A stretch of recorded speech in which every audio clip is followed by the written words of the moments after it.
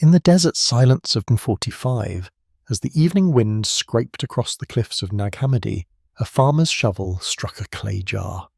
Inside lay pages ignored for almost 2,000 years, pages that described a world far more fragile and far more terrifying than the one we think we inhabit. A world where fear was not an emotion but a currency, where thoughts were monitored, where the sky itself was a border, and where humanity, unaware, lived inside a prison built not of stone, but of illusion. Tonight, we follow the evidence, the texts, the citations, the testimonies of the earliest Gnostic writers, to uncover a story they believed was unfolding everywhere at every moment, that invisible powers feed on human suffering, that the world is not what it appears, and that the greatest danger is not in seeing the prison, but in never realizing you were inside it.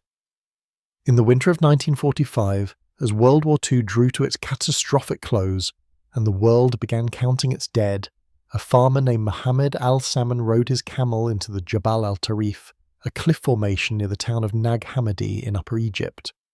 He was searching for sabak, a soft soil rich in nitrates used as fertilizer for crops.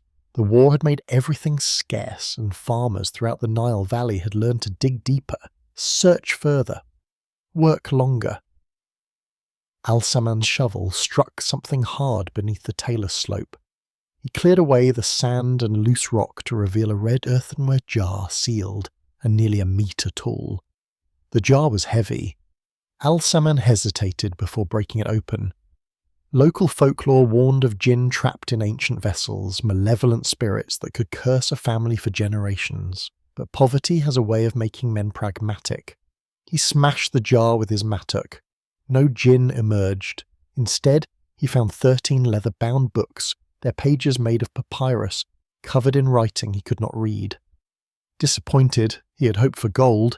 He brought the books home and dumped them near the oven where his mother was baking bread. She used some of the pages as kindling. What remained of those pages would take decades to gather, translate and understand. They represented one of the most significant archaeological discoveries of the 20th century, comparable to the Dead Sea Scrolls found 2 years later. But where the Dead Sea Scrolls revealed the diversity of Second Temple Judaism, the Nag Hammadi library revealed something that had been systematically erased from historical memory: an entire cosmology, a complete world view, a detailed explanation of reality that early Christian authorities had worked for centuries to destroy. The texts were Gnostic scriptures, written in Coptic but translated from earlier Greek originals, dating to the 2nd and 3rd centuries of the Common Era. They had been buried, scholars would later determine, sometime around 390 CE, probably by monks from the nearby Pachomian monastery who were trying to preserve them from destruction.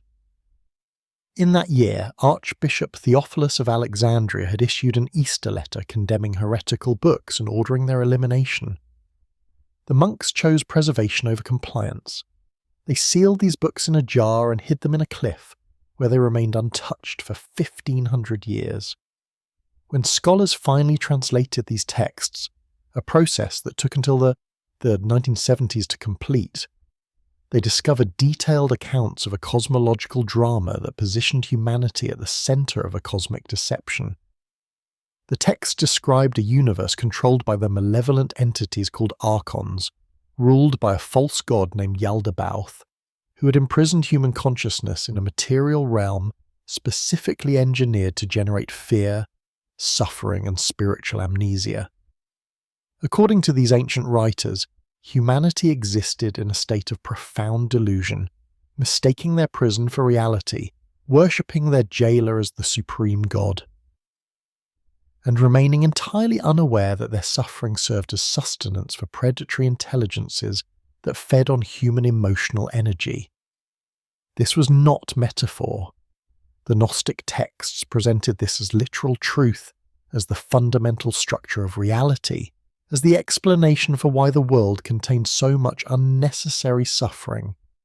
They claimed that invisible forces had constructed the material cosmos as a trap, that human bodies were designed as containers for stolen divine consciousness, and that the purpose of existence was to keep humanity in a state of fear-based ignorance that would prevent them from remembering their true origin and escaping their captivity. These ideas were not the products of primitive superstition or drug-induced hallucination. They emerged from highly educated communities in Alexandria, Rome, and throughout the Eastern Mediterranean during the first 3 centuries CE. The Gnostic teachers were philosophers, intellectuals, and religious innovators who operated in the same cultural milieu that produced Neoplatonism, early Christianity, and the Hermetic corpus. They debated with each other, wrote sophisticated treatises, developed complex theological systems, and attracted followers from all social classes. They were taken seriously enough that the greatest minds of the age, Plotinus, Irenaeus, Origen, Tertullian, devoted enormous energy to refuting them, and then they vanished. By the 5th century, Gnosticism as an organised movement had been almost completely eradicated. The texts were burned, the teachers were exiled or killed, and the ideas were so thoroughly suppressed that for the next 1500 years, almost everything known about Gnosticism came from the polemical writings of its enemies. The discovery at Nag Hammadi changed that. For the first time since antiquity, scholars could read what the Gnostics actually wrote about themselves in their own words, without the distorting lens of hostile commentary. What they found was disturbing, not because it was incoherent or obviously false, but because it presented a systematic explanation for patterns of suffering, control, and exploitation that still characterize human civilization. The Gnostic texts described mechanisms of psychological manipulation, techniques of emotional control, and architectures of power that sound disturbingly familiar to anyone who has studied totalitarian regimes, cult psychology, or the mechanisms of institutional oppression. Reading these ancient texts in the 21st century creates a sensation of recognition, as though the writers were describing something that still operates today, perhaps under different names, perhaps through different mechanisms, but following the same fundamental patterns. This is the story of what those texts contain. It is a story constructed entirely from primary sources, the actual words written by Gnostic teachers and preserved in the Nag Hammadi codices and other surviving fragments. It is not a story about whether these ideas are literally true. It is a story about what a significant group of ancient people believed was true, why they believed it, how they lived according to those beliefs, and what happened when the institutional powers of their age decided those ideas were too dangerous to allow.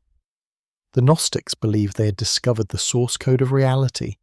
They believed they had identified the mechanisms that generate human suffering. They believed they had found the exit from a prison most people never realized existed.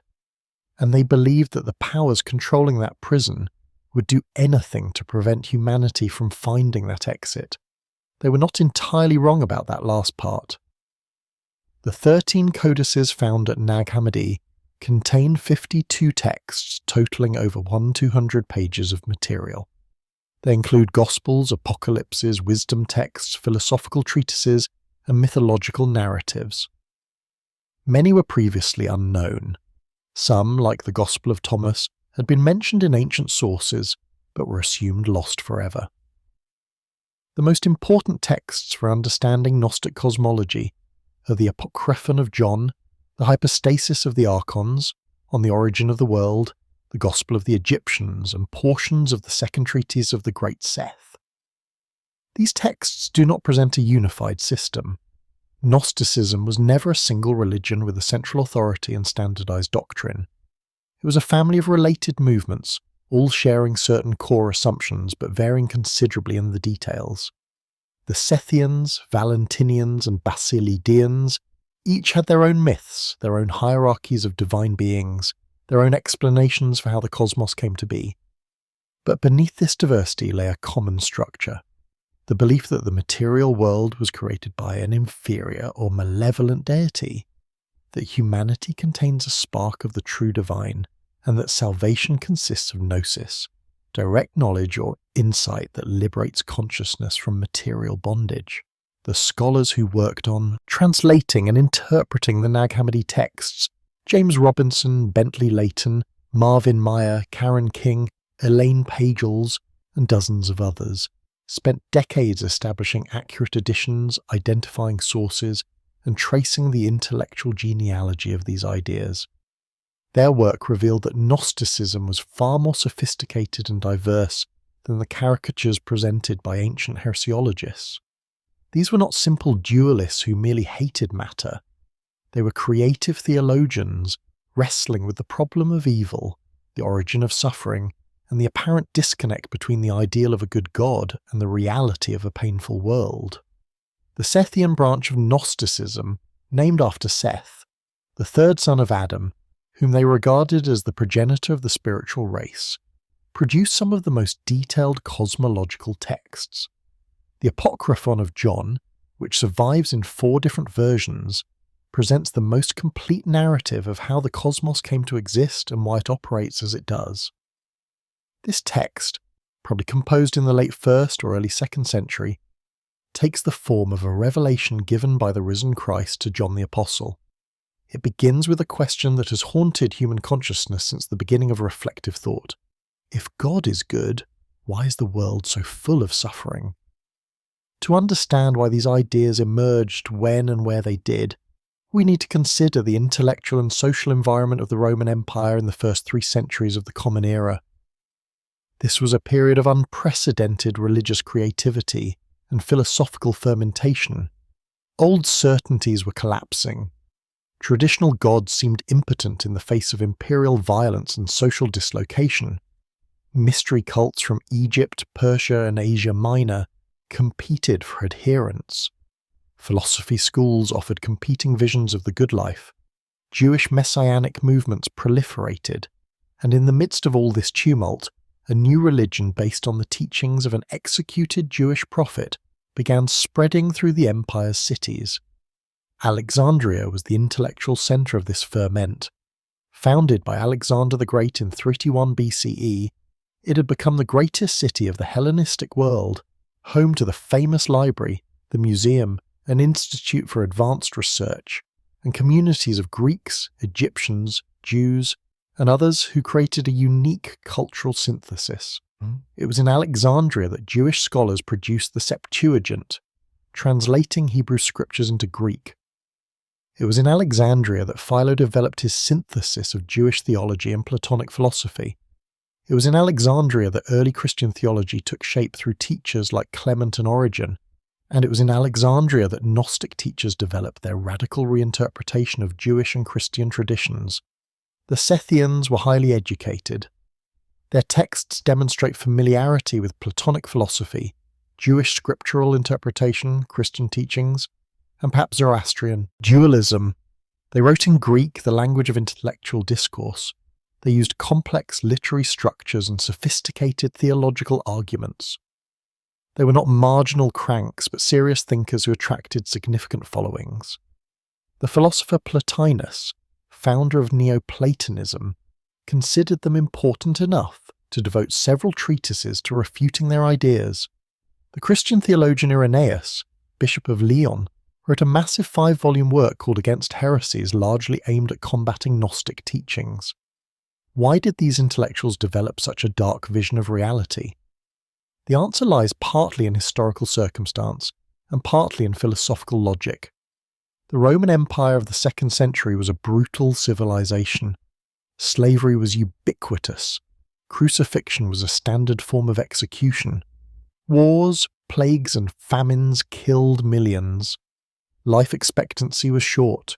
Infant mortality was astronomical. Women died in childbirth. Disease was endemic. Violence was routine. For most people, life was not pleasant. The promise that a good God had created this world and declared it good must have seemed to many thoughtful observers like either a cruel joke or a profound misunderstanding. The Gnostics responded to this situation by inverting the entire structure of traditional theology. If the world is full of suffering, and if an omnipotent and benevolent God exists, then either God is not omnipotent, not benevolent, or this world is not God's creation. The Gnostics chose the third option. They argued that the material cosmos was the work of a lesser deity, a being who either did not know about the true God, or who actively opposed the true God's purposes. This lesser deity, along with his servants, created the world as a prison specifically designed to trap fragments of the divine and feed on their suffering. This was not abstract theology. The Gnostic texts make clear that they saw this as the literal structure of reality, operating here and now, explaining every aspect of human experience from birth to death. And at the heart of their system stood a myth that explained how it all began. The Apocryphon of John begins, as do many Gnostic texts, with a description of the divine realm called the Pleroma, literally fullness in Greek. The Pleroma is the true home of consciousness, the place of complete being, where nothing is lacking and no suffering exists. It is populated by Aeons, divine beings that emanate from the supreme source called the invisible spirit or the Father. These Aeons exist in pairs, masculine and feminine, each representing different aspects of divine being: thought and will, intelligence and life, truth and insight. The eons are not separate from the divine source, but extensions of it, like rays of light from a sun or thoughts from a mind. Together they constitute the fullness of divine reality. They are eternal, immortal and perfect. They lack nothing. They suffer nothing. They exist in complete harmony, each perfectly expressing an aspect of the infinite. Among these aeons is one called Sophia, whose name means wisdom in Greek. Sophia occupies a crucial position in the Pleroma's structure. She is the last of the eons, positioned at the boundary between the fullness and the void beyond it. And it is Sophia who makes the error that sets everything else in motion. The Apocryphon of John describes what happens with remarkable psychological precision. Sophia conceives a desire to understand the Supreme Father, to know the ultimate source from which all reality emanates. This desire is not inherently wrong. The pursuit of knowledge is natural for a being whose essence is wisdom. But Sophia attempts to achieve this understanding through her own power alone, without the participation of her masculine counterpart, without the agreement of the other aeons, without following the proper order of emanation. The text describes this as an act done without the consent of the spirit and without her consort. It emphasizes that this was a solitary action, a violation of the Pleroma's fundamental principle of paired emanation. Sophia reaches beyond herself, stretching towards something she cannot fully comprehend, and from this overextension, this grasping beyond proper limits, something emerges. What emerges is described as an abortion, a miscarriage, an imperfect thought taking form. Because Sophia acted alone, without the masculine principle to give proper form to her thought, what she produces is incomplete, malformed. The text calls it imperfect and ugly in appearance. It has a form unlike anything in the Pleroma because it was not generated according to the Pleroma's principles. It is the first thing to exist that is not fully divine, not complete, not part of the harmony of the fullness. Sophia is horrified by what she has produced. She immediately hides it, wrapping it in a luminous cloud so that the other aeons cannot see what has emerged from her error. But it is too late. Something new has entered existence, an entity that is partly divine, because it came from an aeon, but fundamentally flawed because it was generated improperly. This entity has no knowledge of the Pleroma from which it came. It has no understanding of its true origin. It inherits Sophia's desire for knowledge, but lacks the capacity to achieve it properly. It possesses power, but lacks wisdom. The Apocryphon of John gives this entity a name, Yaldabaoth. Other texts call him Saklas, fool, or Samael, blind god.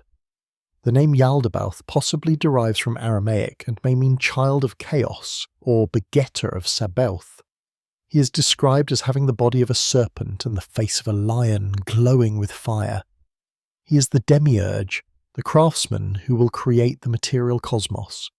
He is the god who appears in Genesis, giving commands, making prohibitions, displaying jealousy and rage. He is, according to the Gnostics, the deity that most of humanity mistakenly worships as the supreme god. But Yaldabaoth does not know he's a mistake. He has no memory of Sophia, no knowledge of the Pleroma, no awareness that he's merely a fragment of something infinitely greater. He looks around at the empty space where Sophia has placed him and sees nothing that challenges his supremacy. And so he declares what the Apocryphon of John presents as the most arrogant and tragic statement in cosmic history: I am God, and there is no other. This declaration comes directly from the Hebrew Bible, specifically from Isaiah 45:5, where YHWH declares his uniqueness. The Gnostics were reinterpreting scripture, arguing that the deity speaking in the Old Testament was not the true God, but an ignorant impostor. This reinterpretation was radical and to Orthodox Christians and Jews, deeply blasphemous. It inverted the entire structure of received religion. But from the Gnostic perspective, it explained everything. It explained why the God of Genesis seemed petty and jealous. It explained why he needed to ask "Where are you?" to Adam in the garden, as though he did not know. It explained the violence of the flood, the genocidal commands in Deuteronomy, the eternal tortures threatened for disobedience. This was not the supreme God acting mysteriously. This was an ignorant usurper pretending to be what he was not. The tragedy, according to the Gnostics, is that Yaldabaoth sincerely believes his own claim. His ignorance is not feigned. He genuinely does not know that anything exists beyond the realm he can perceive. He's like a person who has lived their entire life in a basement, never seeing sunlight, never hearing about the world above, sincerely convinced that the basement is the totality of reality. His confidence is a function of his blindness, and from this blind confidence, from this sincere but mistaken belief in his own supremacy, Yaldabaoth will proceed to create a world. He will organize the chaos, impose order on matter, establish laws and boundaries, though. He will make a cosmos in the image of his limited understanding. And he will create beings, the Archons, to serve as his administrators, his law enforcers, his agents of control. Together they will construct a prison so sophisticated that most of its inmates will never realize they are imprisoned. Before proceeding to describe what Yaldabaoth creates, it is worth pausing to consider the emotional and psychological logic underlying the Gnostic worldview. Modern readers, especially those formed by centuries of Christian theology that emphasizes divine love, cosmic purpose, and ultimate redemption, often find Gnostic texts disturbing. The vision they present is dark, paranoid, and profoundly pessimistic about the material world and the beings that govern it. But this darkness was not random or pathological. It emerged from a serious attempt to account for observable reality. The Gnostics looked at the world and saw suffering that seemed excessive, pointless, and unjust. They saw children born with terrible diseases. They saw good people destroyed by austere circumstances beyond their control. They saw evil people prosper and rule. They saw slavery, war, plague, and oppression as constants of human experience. And they asked why. Traditional theology offered various answers. Suffering is punishment for sin. Suffering is a test of faith. Suffering builds character. Suffering is mysterious but ultimately serves God's purposes. The Gnostics found these answers inadequate. If God is omnipotent and good, then suffering should not exist at all. The fact that it does exist, and exists in such abundance and intensity, suggests that something is wrong with the fundamental structure of reality. Their solution was to posit two levels of divinity: the true God, perfectly good and completely transcendent, and the creator good, imperfect and hostile. This solved the problem of theodicy, the question of how evil exists in a world made by a good God, by denying that the world was made by a good God. The true God did not create this world. The true God exists entirely beyond this world, in a realm of pure spirit where suffering is impossible. Everything in the material realm, including all suffering, is the work of the lesser deity and his servants. This worldview generates a particular emotional stance toward existence. If the world is a prison created by ignorant or malevolent forces, then withdrawal and escape become the primary spiritual goals. Engaging with the world, trying to improve it, working for justice or reform, all of this is, from the Gnostic perspective, ultimately futile. You cannot fix a prison by rearranging the cells. The only meaningful response is to wake up to the nature of the prison and find the exit.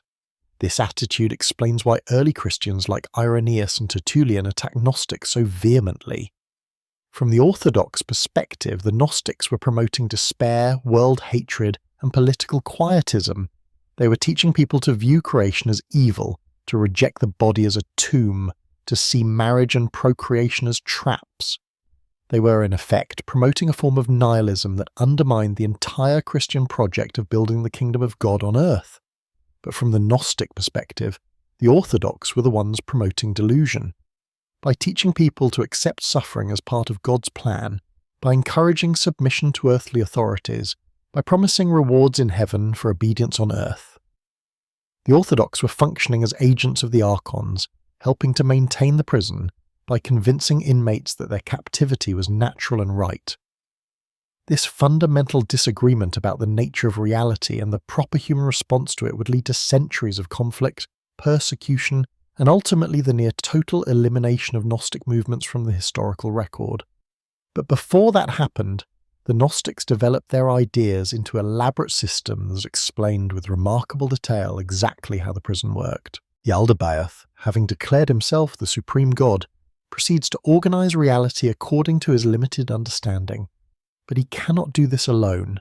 He is powerful, but he is only one being, and the task of creating and maintaining a cosmos requires many agents. So Yaldabaoth generates assistants, beings who will help him impose order on chaos and govern the realm he is creating. These beings are the Archons. The term Archon comes from Greek and means ruler or authority. In the context of ancient philosophy and religion, it could refer to government officials, cosmic powers, or spiritual entities that governed various aspects of reality. The Gnostics took this concept and developed it into an elaborate demonology, a systematic account of how malevolent intelligence operates in the world. The Apocryphon of John provides names and descriptions for these beings. It identifies 12 primary Archons, each associated with a specific domain of experience and each characterized by particular attributes. The text describes them with a precision that suggests the authors regarded this not as symbolic poetry but as factual cosmography. The first and most powerful Archon, after Yaldabaoth himself, is Athoth, described as having a sheep's face. He is associated with lordship and given dominion over the principle of rule itself. Next comes Eloios, with a donkey's face assigned to providence. Astaphios has a hyena's face and controls fate. Yao has a serpent's face and rules desire. Sabaoth has a face of flame and governs the principle of fire. Adonaios appears as a monkey and governs the principle of kingship. Sabateos has a face of flame and controls wisdom, though the text makes clear this is false wisdom, the wisdom of control and manipulation rather than true understanding. These are not random associations. Each Archon represents a specific mechanism through which consciousness becomes trapped in matter and subjected to control. Fate, providence, desire, rule, kingship, these are the structures that limit human freedom and keep awareness bound to the material realm. The Gnostics were identifying, in mythological language, the various ways that human beings lose their autonomy and become subject to forces beyond their control. The text continues with more Archons, each assigned to various organs and functions of the human body. One Archon rules the digestive system, another the reproductive organs, another the heart, another the brain. The implication is clear. The human body itself is designed by the Archons, and its very structure serves their purposes. Every biological need, every physical desire, every automatic function is a mechanism of control, keeping consciousness identified with the body and concerned with survival rather than awakening.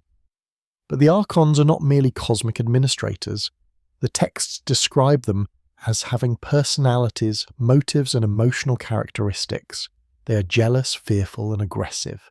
They compete with each other for dominance while remaining subordinate to Yaldabaoth.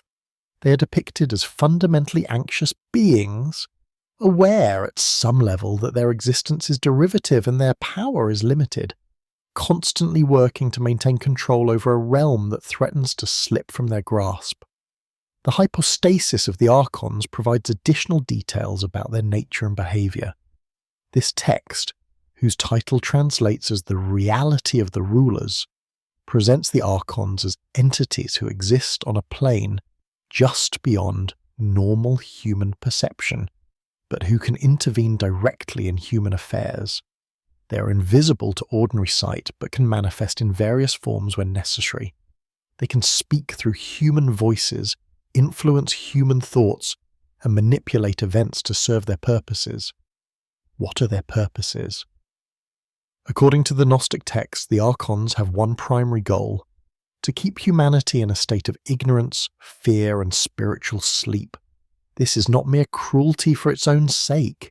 The Archons require something from humanity. Specifically, they feed on human emotional energy: fear, anxiety, confusion, despair. These emotions generate a particular quality of energy that sustains the Archons and maintains their dominion. This concept of entities feeding on human emotion appears frequently in Gnostic literature and may seem to modern readers like pure fantasy, but it becomes more comprehensible when understood as a sophisticated analysis of how systems of control actually operate. Authoritarian regimes genuinely do benefit from keeping populations afraid. Institutions genuinely are sustained by people's confusion about alternatives. Ideologies genuinely require constant emotional reinforcement to maintain their hold. The Gnostics were describing in their mythological language patterns that we can recognize in purely secular terms. The Archons, then, are not merely supernatural villains, but representations of how power operates through deception, fear, and the exploitation of ignorance. They are the personification of systems that benefit from human suffering and confusion, and to maintain their dominion, they construct an elaborate architecture of control that operates on multiple levels simultaneously. One of the most distinctive features of Gnostic cosmology is the concept of the seven heavens, a layered structure of reality that separates the material realm from the divine pleroma. This is not the three-level cosmos of simple folk religion, heaven above, earth in the middle, hell below. It is a sophisticated spatial metaphor for understanding how consciousness becomes progressively more trapped and deluded as it descends from spirit into matter. The seven heavens correspond to the seven visible planets known to ancient astronomy: Moon, Mercury, Venus, Sun, Mars, Jupiter, and Saturn.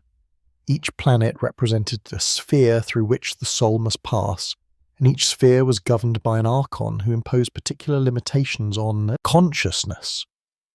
As the soul descended from the pleroma toward incarnation in a physical body, it passed through each sphere in sequence, and at each level it was stripped of certain attributes, given certain limitations, and bound by particular constraints. The Apocryphon of John describes this process in detail. At each planetary sphere, the Archons imprint the descending soul with specific characteristics that will govern its experience in the material world. These are not gifts, but chains. The soul receives fate from one Archon, destiny from another, the capacity for certain emotions from a third, bodily needs from a fourth. By the time the soul reaches the material realm and incarnates in a body, it has been so overlaid with these limitations that it has completely forgotten its origin in the pleroma. It believes it is identical with its body, its emotions, its circumstances. It has no memory of its true nature. This cosmological model explained, for the Gnostics, why human beings seem to have such limited freedom. We are not truly free because we are products of a rigged system. Our personalities, our desires, our capacities, our limitations, all of these were imposed on us by the Archons as we descended through their spheres. We are born already carrying chains we cannot see, operating according to programs we did not write, serving purposes we do not understand. But the seven heavens are not only about the soul's descent, they also represent the obstacle to the soul's return. When a person dies, their soul begins ascending back through the planetary spheres toward its source. And at each level the Archons demand payment, a kind of cosmic toll. The soul must prove it has the knowledge and authority to pass beyond each sphere. Without this knowledge, the soul is caught, returned to the material realm for another incarnation, forced to repeat the cycle of birth, suffering, and death indefinitely. This is where Gnostic initiation became crucial. The true purpose of Gnostic teaching was to provide souls with the passwords, the secret names, and sacred formulae that would allow them to pass through each planetary sphere unmolested. The texts contain detailed instructions for what to say at each level, how to address each Archon, what name to invoke to assert one's divine authority, and override the Archon's attempt to block passage. For example, one text provides this instruction: when you come to the rulers of the way, they will question you. Say to them, I am a son of the Father who exists before all things, the son of him who is pre-existent. He sent me to manifest all things, those that are hidden and those that are visible. This is not superstition but sophisticated psychology. The soul must remember its true identity, must recall that it is not merely a product of the Archon system, but a fragment of the divine that existed before the Archons were made. The concept of the seven heavens also served as a spatial representation of hierarchy and bureaucracy. The Gnostics were living in the Roman Empire, a civilization that pioneered large-scale bureaucratic administration. They knew from direct experience how systems of control operated through layers of officials, each with limited authority, each enforcing regulations they did not create, each serving purposes defined by higher powers. The seven heavens were, in effect, a celestial bureaucracy, and anyone who has dealt with bureaucracies knows that they are designed not to facilitate but to obstruct, not to free but to control. The texts describe the Archons at each level as toll collectors, inspectors, gatekeepers. They demand credentials, question authority, impose delays. They are officious, hostile, and fundamentally committed to preventing passage. They embody the principle that systems, once established, exist primarily to perpetuate themselves. The Archons do not benefit from souls escaping their domain. They're incentivized to keep souls cycling through the material realm indefinitely. This cosmological structure has disturbing implications. It suggests that the universe itself is designed to be a trap, that the very structure of space is organized to prevent escape. That reality has been weaponized against consciousness. The seven heavens are not a ladder to climb, but a maze to navigate, not a mountain to summit, but a prison to escape. And most people, according to the Gnostics, never even realize they are imprisoned. Having established the seven heavens and populated them with Archons, Yaldabaoth and his servants turn their attention to creating humanity. The Gnostic texts present a radical reinterpretation of Genesis, one that inverts the entire meaning of the creation story. According to the Apocryphon of John, the creation of humanity was not an act of pure divine will, but a desperate attempt by the Archons to capture and contain something that threatened them. The text describes a moment when Yaldabaoth and his Archons suddenly perceive a reflection in the waters of the material realm. This reflection is an image of the divine human, the perfect anthropos who exists in the pleroma as an eternal archetype. The Archons see this image and are transfixed by it. They have never seen anything so beautiful, so complete, so powerful. Yaldabaoth immediately says, "Come, let us create a human according to the image of God and according to our likeness, so that his image may become a light for us." This statement contains multiple ironies that the Gnostic authors clearly intended. First, Yaldabaoth attributes the image to God, meaning himself, even though the image is actually of something that existed before him and infinitely exceeds him. Second, he wants the human to serve as a light for us, meaning the Archons want to possess something of the divine luminosity they have glimpsed but do not understand. The Archons proceed to create a body. The text describes this process in remarkable detail, naming specific Archons who craft specific organs, One forms the eyes, another the ears, another the heart, another the stator, another the stomach, on and on through every part of the human body. This is not portrayed as an act of love or care, but as an engineering project, a technical procedure for building a container that might hold what they have glimpsed. But there is a problem. The body they create cannot move. It lies on the ground, inert, lifeless. The Archons have created a perfect biological machine, but it is merely matter without consciousness. It is a corpse that was never alive. The Archons gather around it, trying different techniques to animate it, but nothing works. They do not know how to transfer consciousness into matter, because they themselves are derivative beings, created through error, lacking the spark of true divinity. At this point, the text describes a crucial intervention. Sophia, the Aeon whose error created Yaldabaoth, sees what her offspring is attempting and decides to correct the situation. She cannot undo the mistake she made.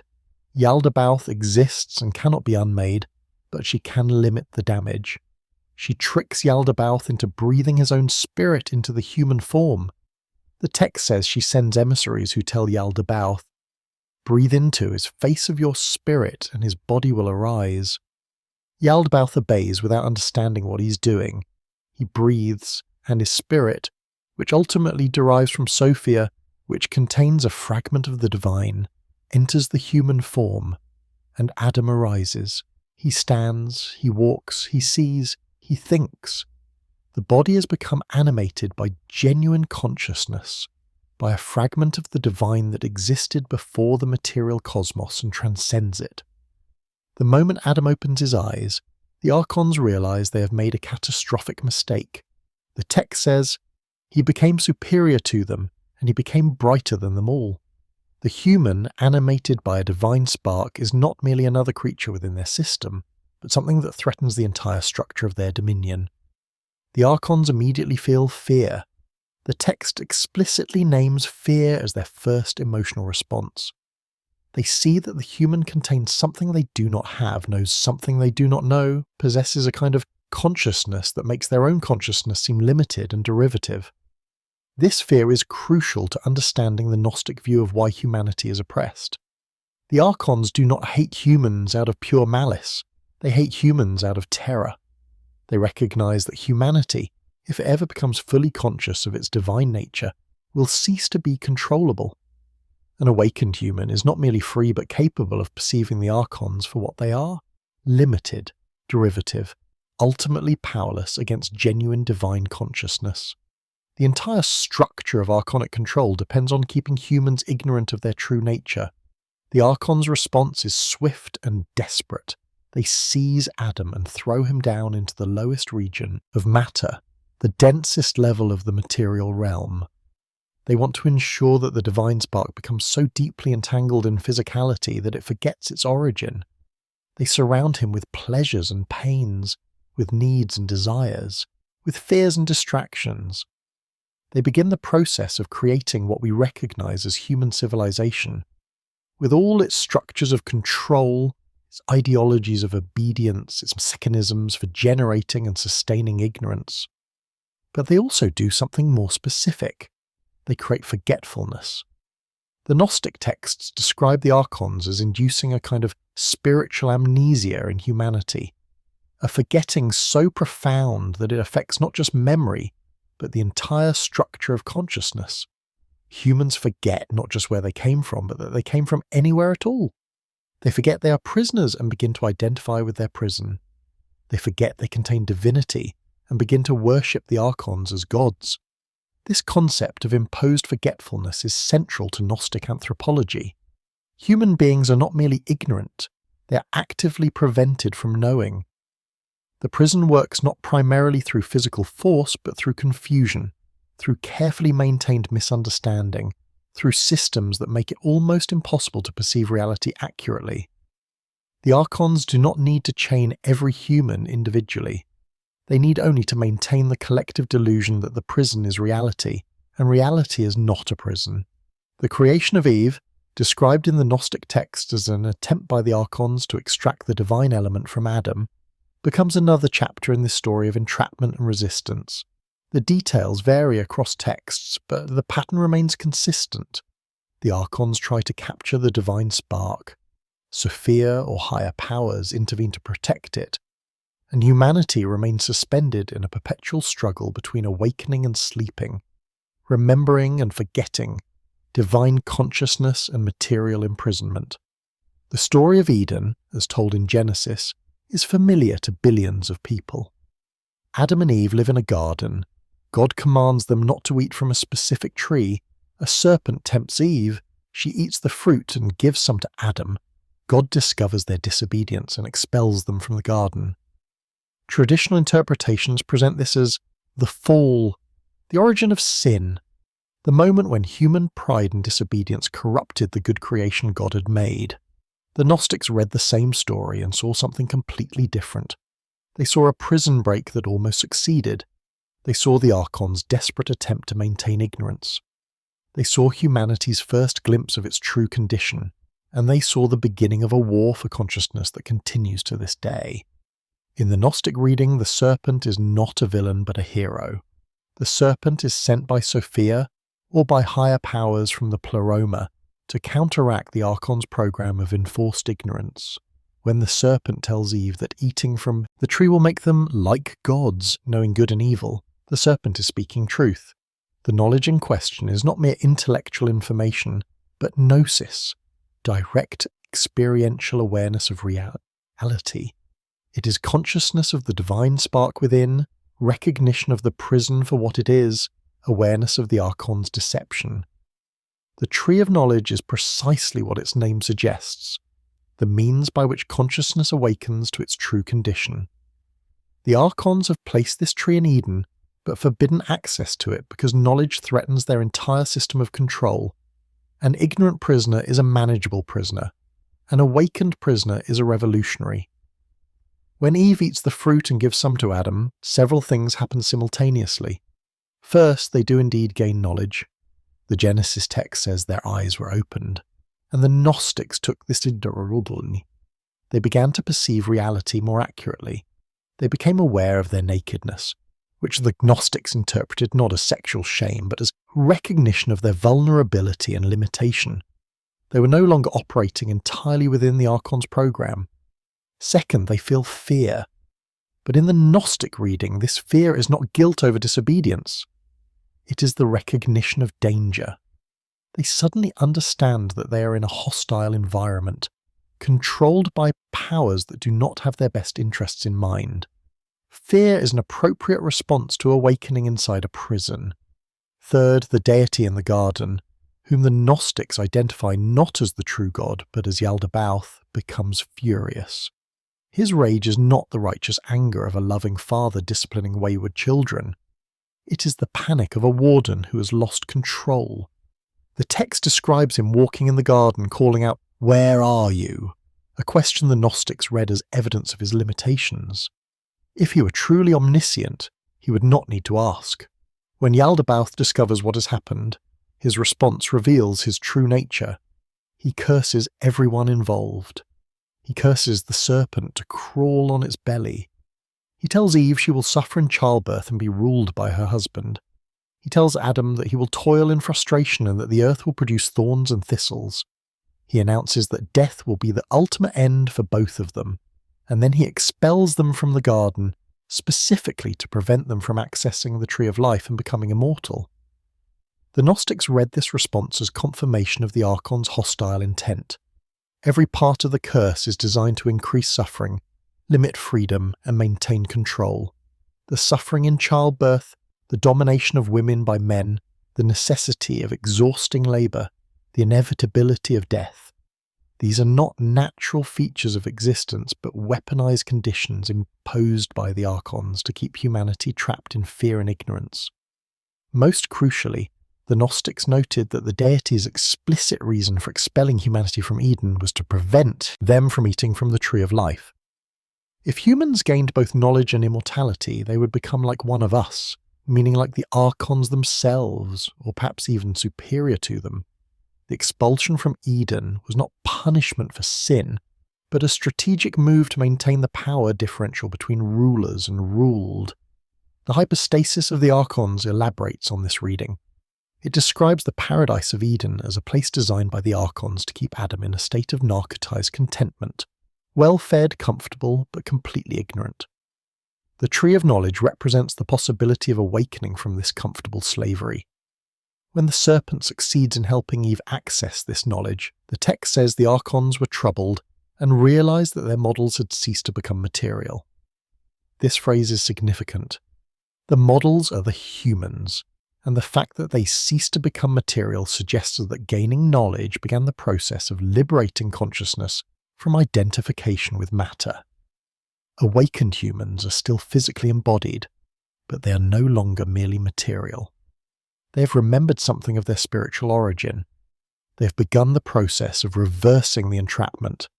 The Eden story in the Gnostic interpretation thus becomes the foundational narrative of human resistance to archonic control. It is the first moment when humans became aware of their imprisonment and took action toward liberation.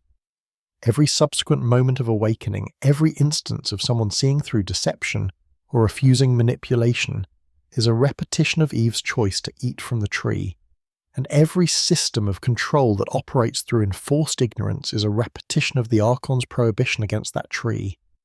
Among all the Archon's weapons for controlling humanity, the Gnostic texts identify death as the most powerful and comprehensive. Death is not, in the Gnostic view, a natural part of existence. It is a tool, a mechanism specifically introduced by the Archons to ensure that human consciousness never escapes their dominion. The logic is straightforward but devastating. If humans were immortal and possessed knowledge of their divine origin, they could not be controlled. They would have infinite time to develop their consciousness, to perfect their understanding, to communicate across generations with perfect continuity. The Archons' deceptions would eventually be exposed, their mechanisms of control would eventually be dismantled, and humanity would escape. Death prevents this. It does so in multiple ways, each reinforcing the others. First, death limits the time any individual has to develop consciousness. Just as someone begins to understand the nature of their imprisonment, just as they accumulate enough experience to see patterns of control and manipulation, death erases their consciousness and resets the process. Every generation must learn everything again from the beginning. Second, death generates fear, arguably the most powerful emotion for maintaining control. The fear of death influences nearly every human decision. People sacrifice freedom for security, truth for comfort, integrity for survival. They obey authorities who promise protection. They accept dehumanizing conditions rather than risk death. They cling to beliefs that console them about mortality even when those beliefs manifestly contradict experience. The Archons designed death not merely to limit lifespan, but to create a perpetual state of existential terror that makes humans manipulable. Third, death serves as the Archons' ultimate threat. In the Eden story, the deity warns Adam that eating from the tree of knowledge will result in death. This threat is later revealed to be a lie. Adam lives for 900 years according to Genesis, but the threat establishes a pattern. Disobedience will be punished with annihilation. This threat operates throughout human civilization. Question the system and you risk death. Rebel against authority and you will be killed. The Archons use the fear of death to enforce compliance with every unjust law, every exploitative system, every structure of domination. Fourth, death enables the cycle of reincarnation, which the Gnostics viewed not as an opportunity for spiritual growth but as a trap. Each death leads to another birth, another life of suffering and ignorance, another opportunity for the Archons to feed on human emotional energy. The texts describe the soul, after death, being judged by the Archons and sent back into incarnation unless it possesses the knowledge necessary to escape their jurisdiction. Without gnosis, death does not liberate, but only resets the prison sentence. The Apocryphon of John makes explicit that mortality was introduced by Yaldabaoth after the Eden incident, specifically as a response to humanity's acquisition of knowledge. The text states that death was imposed so that he might not be a glory to them. Who is he?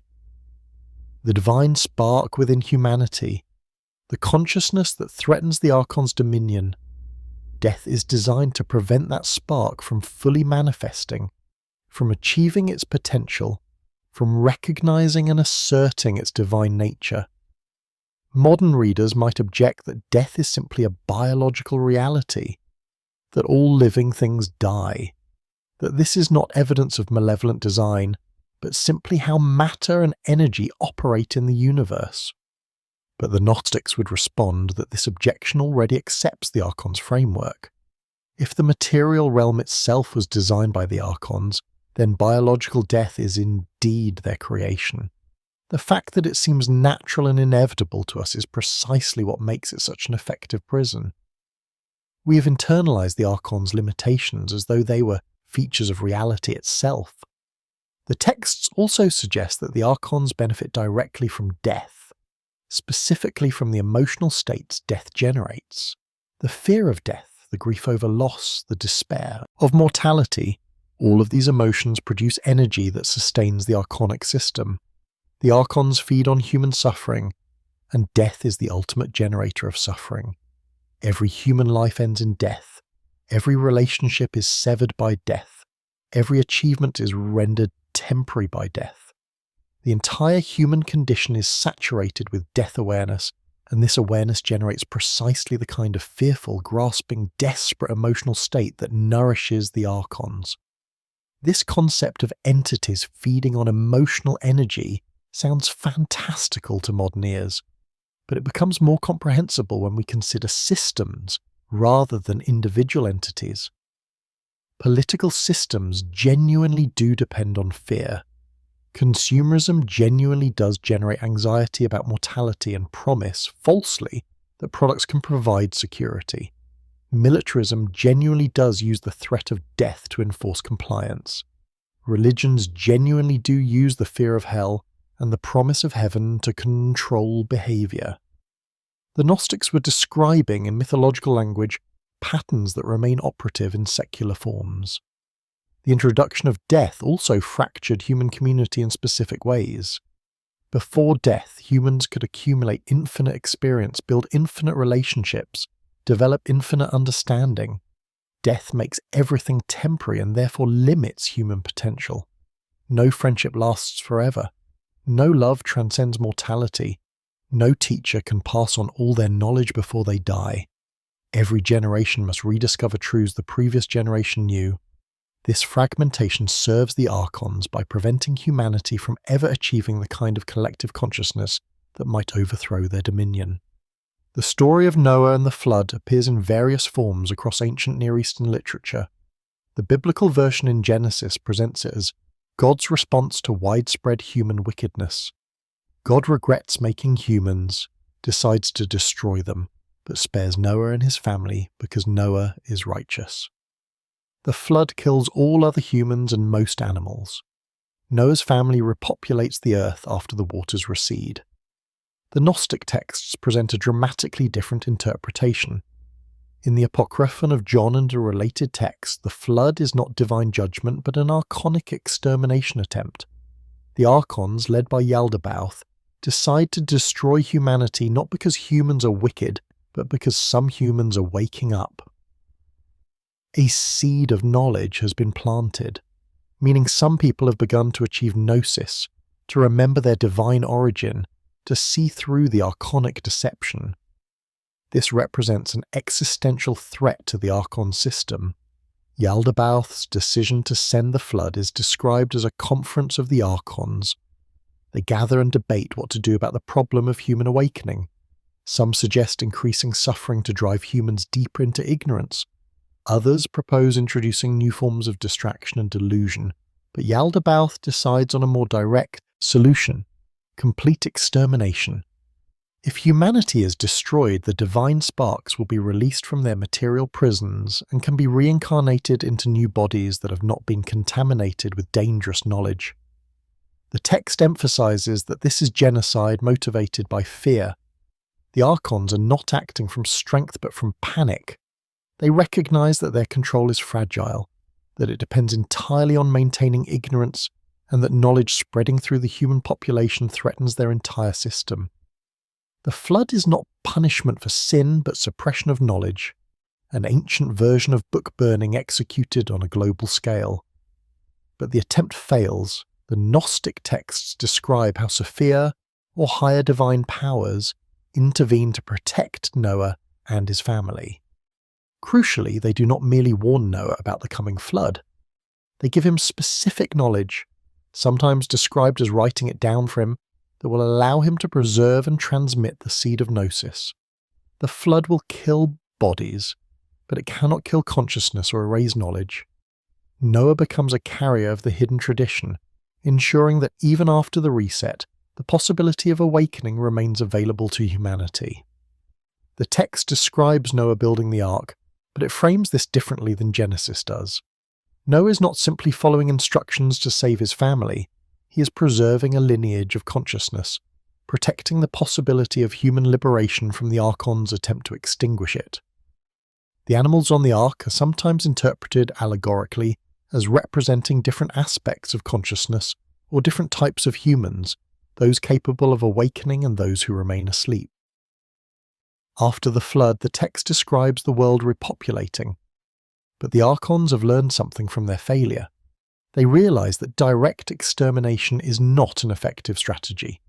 The divine powers will intervene to protect carriers of Gnosis. Instead, the Archons turn to more subtle methods, creating systems of control that operate through deception rather than force, establishing institutions that appear benevolent while actually serving to maintain ignorance, developing ideologies that make slavery seem like freedom. The flood story in Gnostic interpretation thus becomes a template for understanding how power operates when threatened by knowledge. When people begin waking up, when dangerous ideas begin spreading, authorities do not engage in rational debate or honest inquiry. They attempt suppression, sometimes violently. They declare emergencies, invoke existential threats, claim that extreme measures are necessary for the greater good. They try to reset the system before too many people realize they are living in a rigged game. But the story also contains hope. The attempt failed. Knowledge survived. The seed of Gnosis was transmitted despite the Archon's best efforts to destroy it. This pattern would repeat throughout history: persecutions, book burnings, inquisitions, always failing ultimately to eliminate knowledge because knowledge, once experienced, cannot be completely erased. Even when the books are destroyed, when the teachers are killed, when the communities are scattered, someone remembers. Someone carries the spark forward. Someone eventually rediscovers or reconstructs what was lost. The Gnostic texts present the flood as one instance of a pattern that continued after their own time. The Archons cannot tolerate awakening. Whenever humans begin to see through the deception, whenever Gnosis begins spreading through a population, the powers of this world respond with violence. The persecution of Gnostics themselves in the 2nd through 5th centuries was, from their perspective, simply another iteration of the pattern that began with the flood. The attempt to destroy dangerous knowledge before it could liberate too many people from the prison. The Gnostic texts describe multiple attempts by higher divine powers to liberate humanity from archonic control. These attempts take various forms across different texts, but they share a common pattern. A divine being descends from the pleroma into the material realm, takes on human form or communicates through human agents, and reveals knowledge that can liberate consciousness from its imprisonment. In Sethian texts, this revealer figure is often identified with Seth, the 3rd son of Adam. Seth is described as the progenitor of a spiritual race, a lineage of people who carry the seed of Gnosis and are therefore capable of awakening. The Sethians regarded themselves as descendants of Seth, and therefore as the primary target audience for the revealer's message. Other humans could potentially achieve Gnosis, but the Sethian race was, according to their texts, specifically designed to carry and transmit divine knowledge through the generations. But Seth is not the only revealer. The texts mention multiple descents, multiple interventions, multiple attempts to awaken humanity. Each time the Archons succeed in suppressing knowledge, another revealer appears. This pattern suggests that the divine realm is persistent and patient, willing to continue the liberation project across eons if necessary, never giving up on humanity despite repeated failures and setbacks. The most significant revealer in many Gnostic texts is identified with Jesus. But the Jesus of Gnostic Christianity bears little resemblance to the Jesus of Orthodox Christianity. He is not primarily a sacrifice for sin, not a priest who makes atonement, not a king who will return to judge the living and dead. He is a teacher, an illuminator, a revealer of hidden knowledge. His purpose is not to die for humanity's sins, but to wake humanity up from ignorance. The Apocryphon of John presents itself as a revelation from the risen Christ to John the Apostle. Jesus appears after the crucifixion and provides John with a comprehensive explanation of cosmic history, the nature of the Archons, the structure of the prison, and the means of escape. This is not simple faith or belief, but detailed information. Names, passwords, cosmic geography, the nature of the Archons' deception. Jesus is teaching John how reality actually works, so that John can teach others. Other Gnostic texts, like the Gospel of Thomas, present Jesus primarily as a teacher of wisdom. The Gospel of Thomas contains 114 sayings attributed to Jesus, many of which parallel the canonical Gospels, but some of which are unique. These sayings emphasize self-knowledge as the path to liberation. The famous opening line declares, "These are the secret sayings which the living Jesus spoke and which Didymus Judas Thomas wrote down. And he said, 'Whoever finds the interpretation of these sayings will not experience death.'" The promise of not experiencing death does not mean the body will become immortal.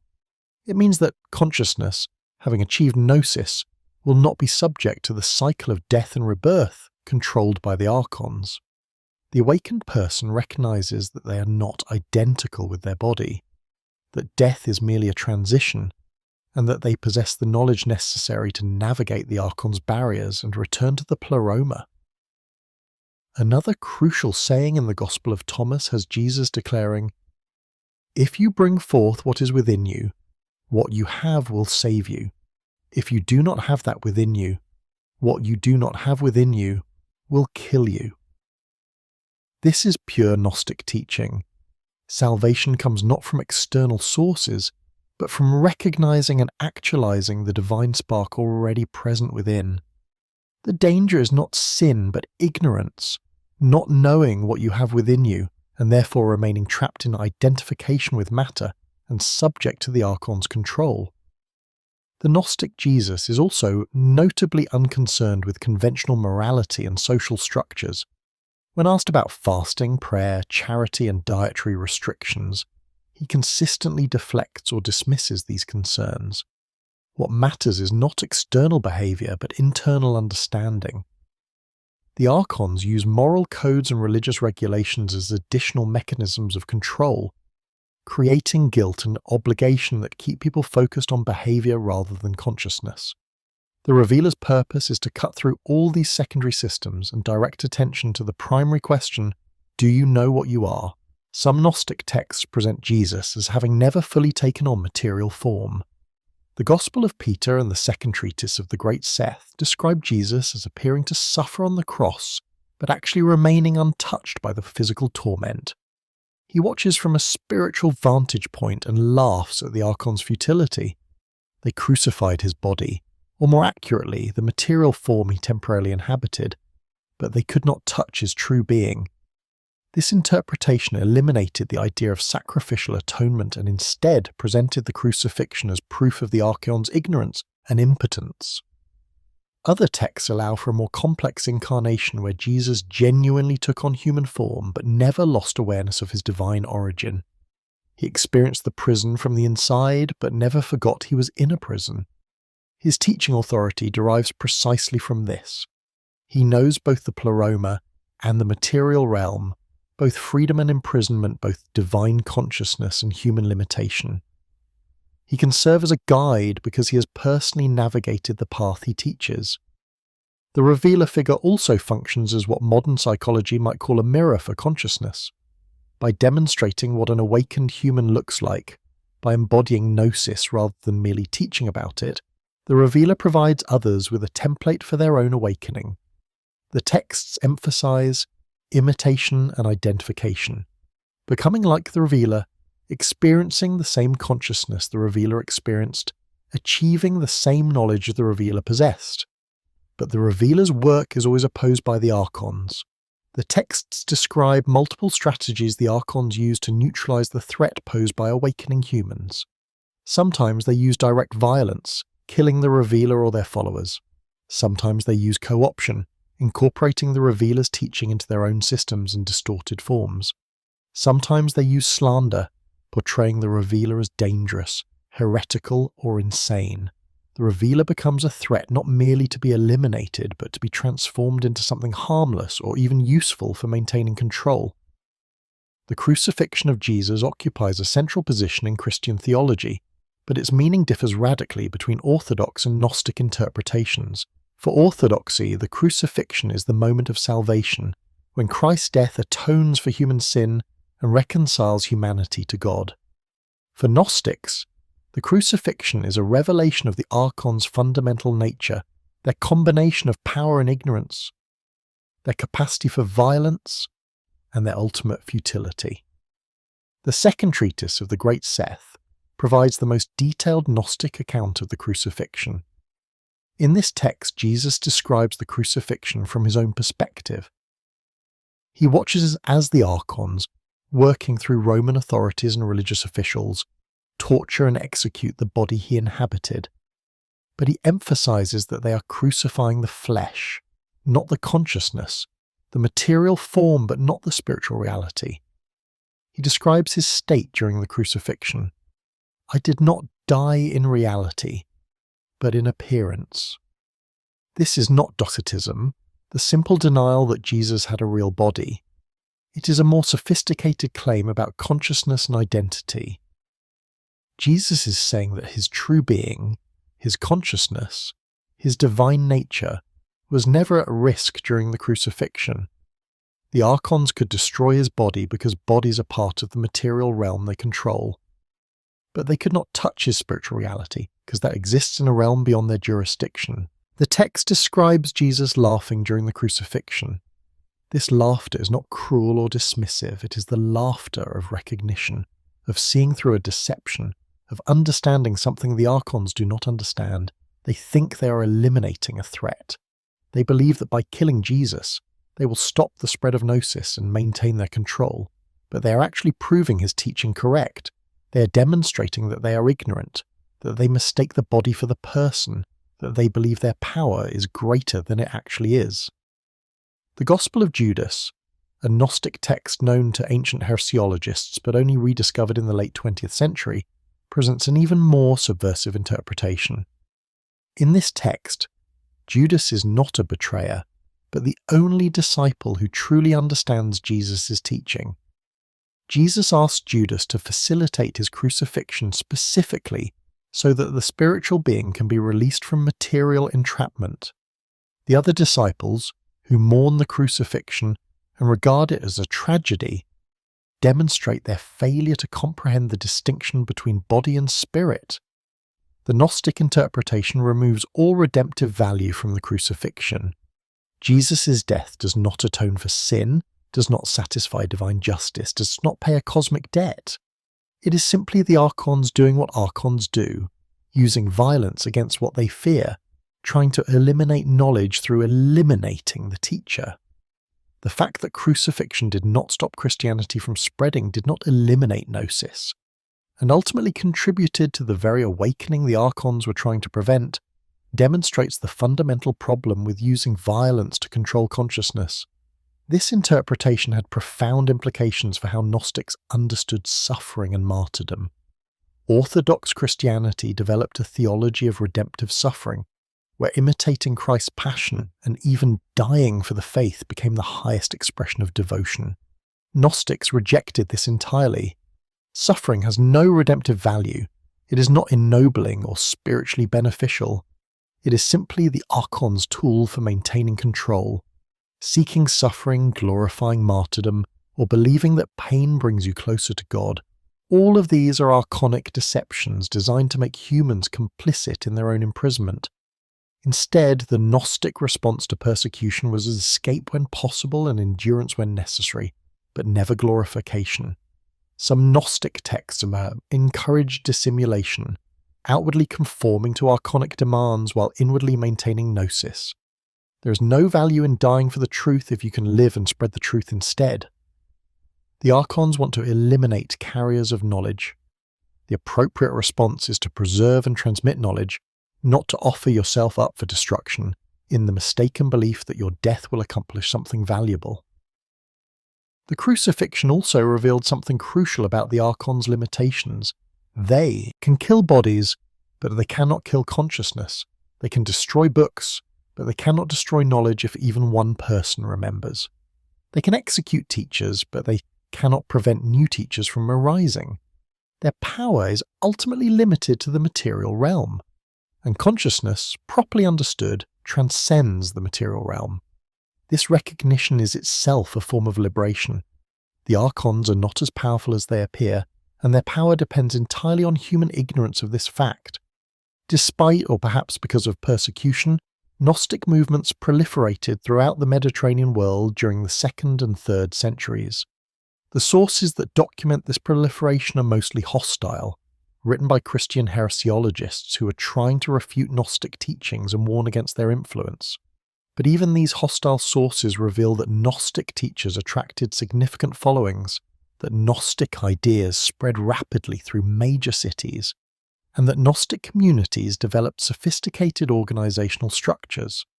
Alexandria was a major center of Gnostic activity. The teacher Basilides established a school there in the early 2nd century, teaching a complex system involving 3 heavens, one for each day of the year, and a corresponding hierarchy of archons. His student Isidore continued his work, and Basilidean communities existed for several generations. Valentinus, probably the most influential Gnostic teacher, also came from Alexandria before moving to Rome in the mid-2nd century. Valentinian Christianity became so popular and so sophisticated that for a time it represented a serious rival to what would become Orthodox Christianity. The Valentinians developed an elaborate system that incorporated elements from Plato, Paul, and the emerging Christian tradition. They taught that reality consisted of multiple levels, the divine pleroma of 30 eons, an intermediate realm where the demiurge operated, and the material cosmos. Humans existed in the material cosmos but contained sparks of the divine pleroma. Salvation consisted of recognizing this divine element and cultivating it until it could return to its source. What made Valentinian Christianity particularly dangerous to orthodoxy was its inclusivity and sophistication. Valentinians did not reject the emerging Christian church outright. They participated in Christian worship, read Christian scriptures, and considered themselves the true interpreters of Christian teaching. They claimed that the ordinary Christians, whom they called psychics, understood Christianity at a merely literal level, while they, the pneumatics or spiritual ones, understood the deeper esoteric meaning. This created an impossible situation for church authorities. Valentinians could not be easily identified and excluded. They looked like Christians, acted like Christians, and claimed to be Christians, just more advanced Christians.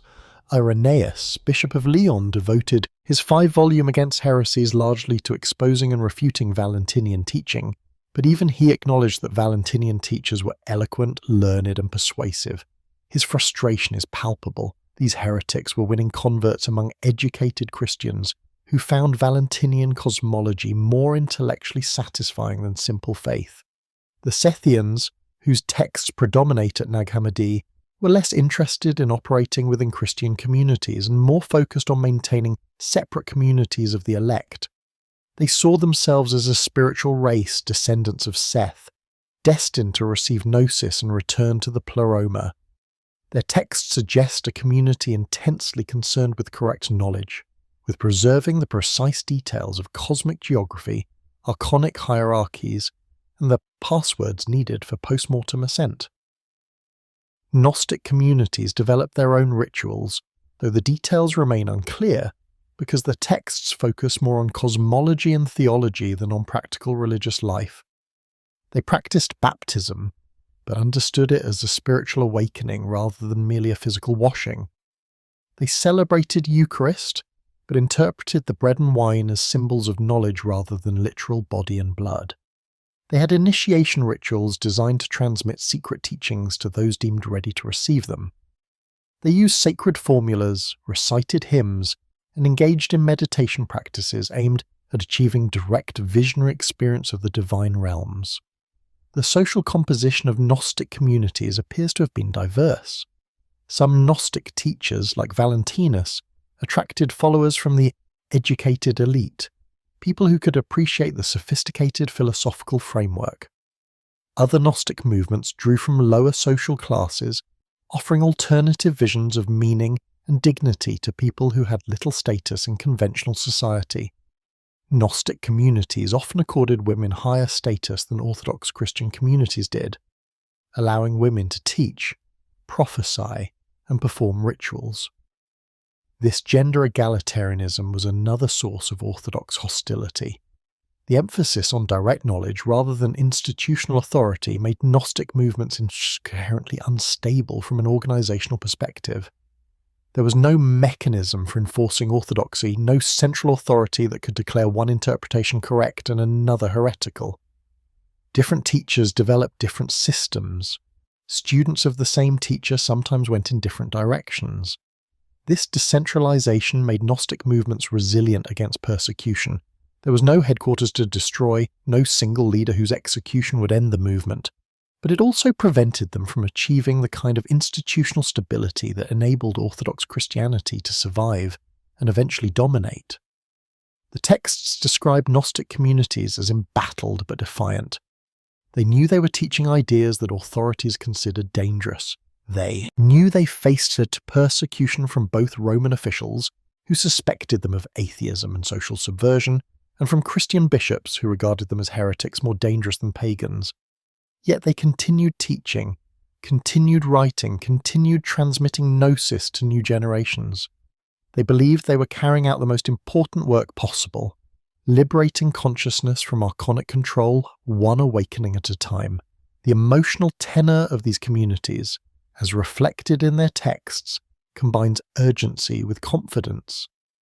Urgency because the Archons are powerful and persecution is real. There is no time to waste in achieving gnosis. Confidence because gnosis, once achieved, cannot be taken away by any worldly power. The Archons can kill the body, but they cannot touch the awakened consciousness. This combination of urgency and confidence created communities that were simultaneously defensive and assertive, aware of their vulnerability, yet convinced of their ultimate invincibility. By the early 4th century, the situation for Gnostic movements had become dire. The consolidation of Orthodox Christianity, the conversion of Constantine, and the transformation of Christianity from persecuted sect to state religion created conditions in which alternative forms of Christianity could not survive. What had been a diverse marketplace of competing interpretations became, through a combination of theological argument and political power, an enforced orthodoxy that branded all alternatives as heresy. The process began earlier, in the 2nd and 3rd centuries, when Christian leaders like Irenaeus, Tertullian, and Hippolytus wrote extensive polemics against Gnostic teachings. These heresiologists developed the concept of apostolic succession, the claim that legitimate Christian teaching descended in an unbroken line from Jesus through the apostles to the bishops of the present day. Any teaching that could not demonstrate this pedigree was automatically suspect. Gnostic claims to possess secret teachings transmitted through private channels were rejected as fraudulent. The heresiologists also worked to standardize Christian scripture. The proliferation of Gospels, Apocalypses, and Epistles created a chaotic situation where different communities read different texts and derived different teachings. By the late 2nd century, church leaders were beginning to identify a core canon of authoritative texts: the 4 Gospels now in the New Testament, the Pauline epistles, and a few other texts. Works like the Gospel of Thomas, the Gospel of Mary, and the various Sethian apocalypses were explicitly rejected as non-apostolic and therefore unreliable. This canonical process was not neutral. The texts selected for inclusion supported the emerging orthodox consensus about Christian doctrine. Texts that challenged this consensus, particularly those that questioned the goodness of the Creator, the value of martyrdom, or the authority of bishops, were systematically excluded. The canon became a tool for enforcing orthodoxy and marginalizing alternatives. But it was Constantine's conversion in 312 CE that fundamentally changed the power dynamics. Christianity, which had been intermittently persecuted by Roman authorities, suddenly became the emperor's favoured religion. Constantine convened the Council of Nicaea in 325 CE to resolve doctrinal disputes and establish uniform Christian belief. The council produced the Nicene Creed, which defined Orthodox Trinitarian theology and implicitly excluded Gnostic Christologies that depicted Jesus as primarily a teacher rather than the incarnate Son of God. More consequentially, Christian bishops now had access to imperial power to enforce their theological decisions. Heresy became not merely a religious error, but a criminal offence. Books could be confiscated and burned. Teachers could be exiled. Communities could be disbanded. What had been theological debate backed by the rhetorical skill became theological enforcement backed by state violence. The turning point for Gnostic communities came in the late 4th century. In 367 CE, Athanasius, the powerful bishop of Alexandria, issued his Easter letter, an annual missive to the churches under his authority. This letter contained the first official list of the 27 books that would constitute the New Testament canon. But more importantly, it condemned all other religious texts and ordered them destroyed. The letter's language was unequivocal. Athanasius wrote that Christians should not read the apocryphal books because they contained doctrines of devils. He ordered monks and lay people to surrender any such texts to church authorities for burning. This was not a request but a command, backed by both ecclesiastical and imperial authority. Failure to comply could result in excommunication, exile, or worse. Archaeological evidence suggests that the Nag Hammadi codices were buried shortly after this edict, probably by monks from the nearby Pachomian monastery, who chose preservation over obedience. They sealed the books in a jar, hid them in a cliff, and hoped that someday, when the persecution ended, the text could be recovered. They could not have known that 1500 years would pass before anyone read those pages again.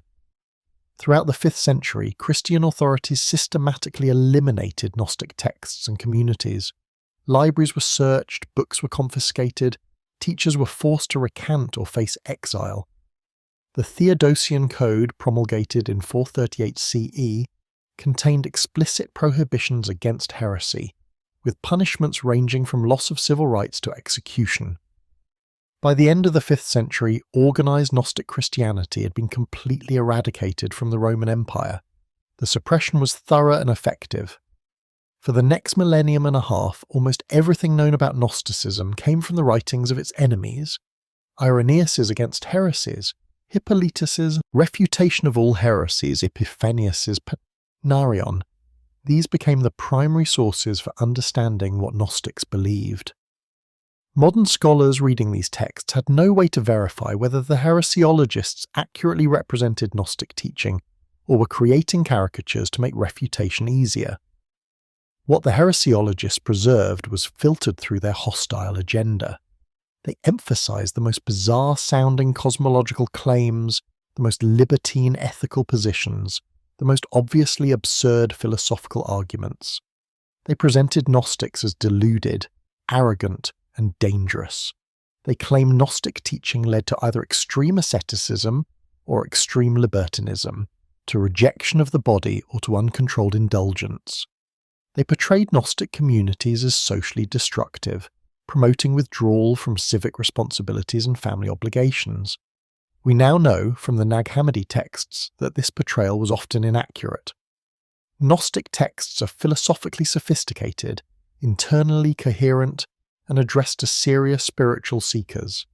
Gnostic ethics emphasize self-knowledge and liberation rather than libertinism. Gnostic communities developed lasting social structures and transmitted complex teachings across generations. But for 1500 years, this perspective was absent from historical discourse. The Archonic suppression of Gnosis proved remarkably effective. Yet Gnosis did not entirely disappear. Throughout the Middle Ages and into the modern period, ideas recognizably Gnostic continue to resurface in various forms, transmitted through channels that Orthodox authorities could not entirely close. These ideas emerged in religious movements, philosophical systems, mystical practices, and esoteric traditions that preserved fragments of the Gnostic worldview, even when the original texts and communities had been destroyed. The Manichaean religion, founded by the prophet Mani in 3rd century Persia, incorporated many Gnostic themes into a new synthesis.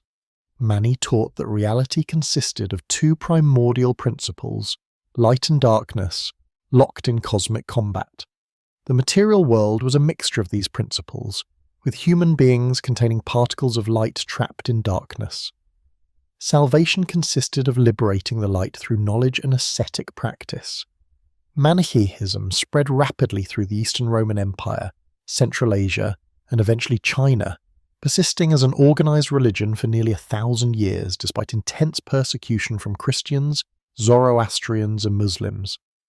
The Mandaeans, a Gnostic sect that survives to this day in Iraq and Iran, trace their origins to John the Baptist and preserve a cosmology involving a supreme deity, lesser creator gods, and the imprisonment of the soul in matter.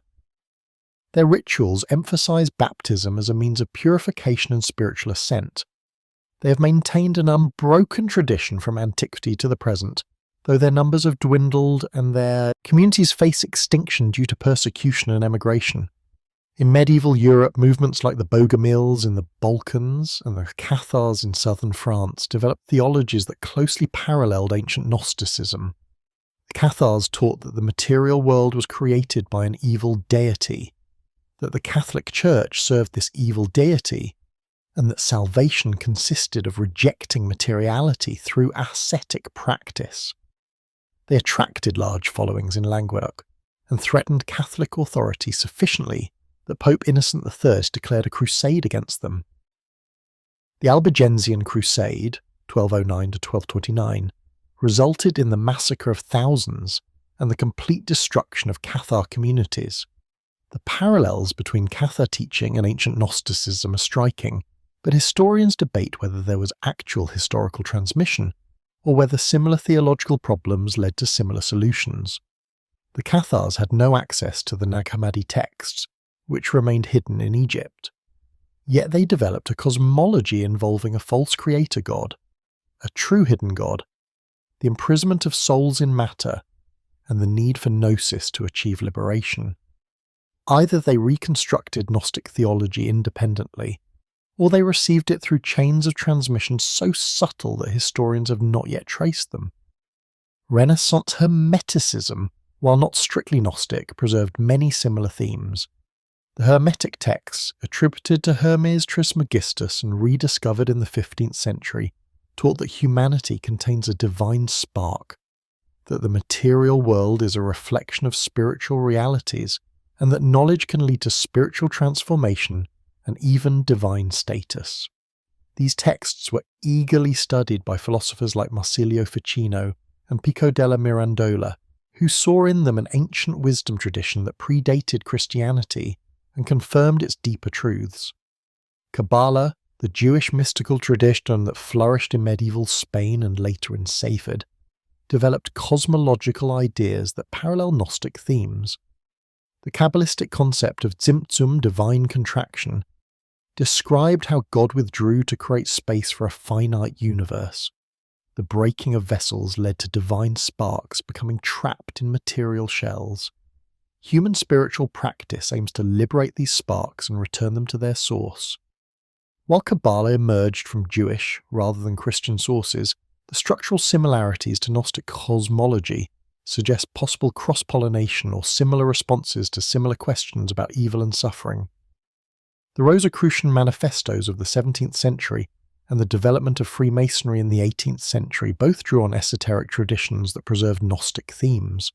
These movements emphasize secret knowledge, spiritual transformation, and the distinction between exoteric and esoteric truth. While their explicit teachings often diverge from ancient Gnosticism, they maintain the fundamental Gnostic insight that reality has hidden levels accessible only to initiates who possess special knowledge. In the 19th century, Theosophy and related movements explicitly revived Gnostic terminology and concepts. Helena Blavatsky's The Secret Doctrine presented a cosmology involving emanations from the Absolute, hierarchies of spiritual beings, the imprisonment of consciousness in matter, and the path of spiritual evolution through accumulated knowledge. Theosophists saw themselves as preserving ancient wisdom traditions that included Gnosticism among many other sources.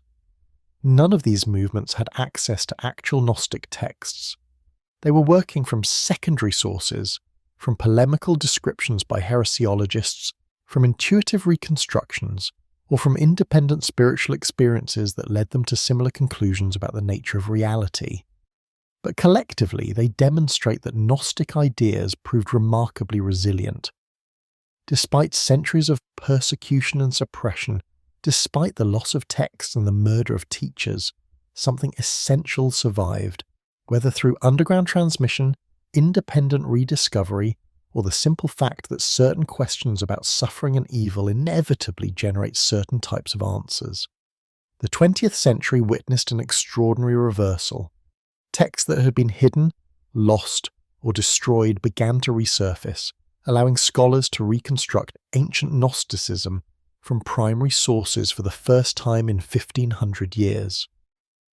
This process began with smaller discoveries in the 19th century, the Askew Codex, the Bruce Codex, the Berlin Codex, but reached its climax with the Nag Hammadi discovery in 1945 and the recovery of the Gospel of Judas in the 1970s. When Muhammad al-Saman broke open that jar in 1945, he could not have known he was unleashing an intellectual revolution. The 13 codices he found contained an entire library of Gnostic literature, Gospels, apocalypses, wisdom texts, philosophical treatises. Many had been known by title from ancient sources but were assumed lost forever. Some were completely unknown. Together, they represented the most significant cache of Gnostic texts ever found. But recovering the text physically was only the first step. Many pages had been damaged or lost.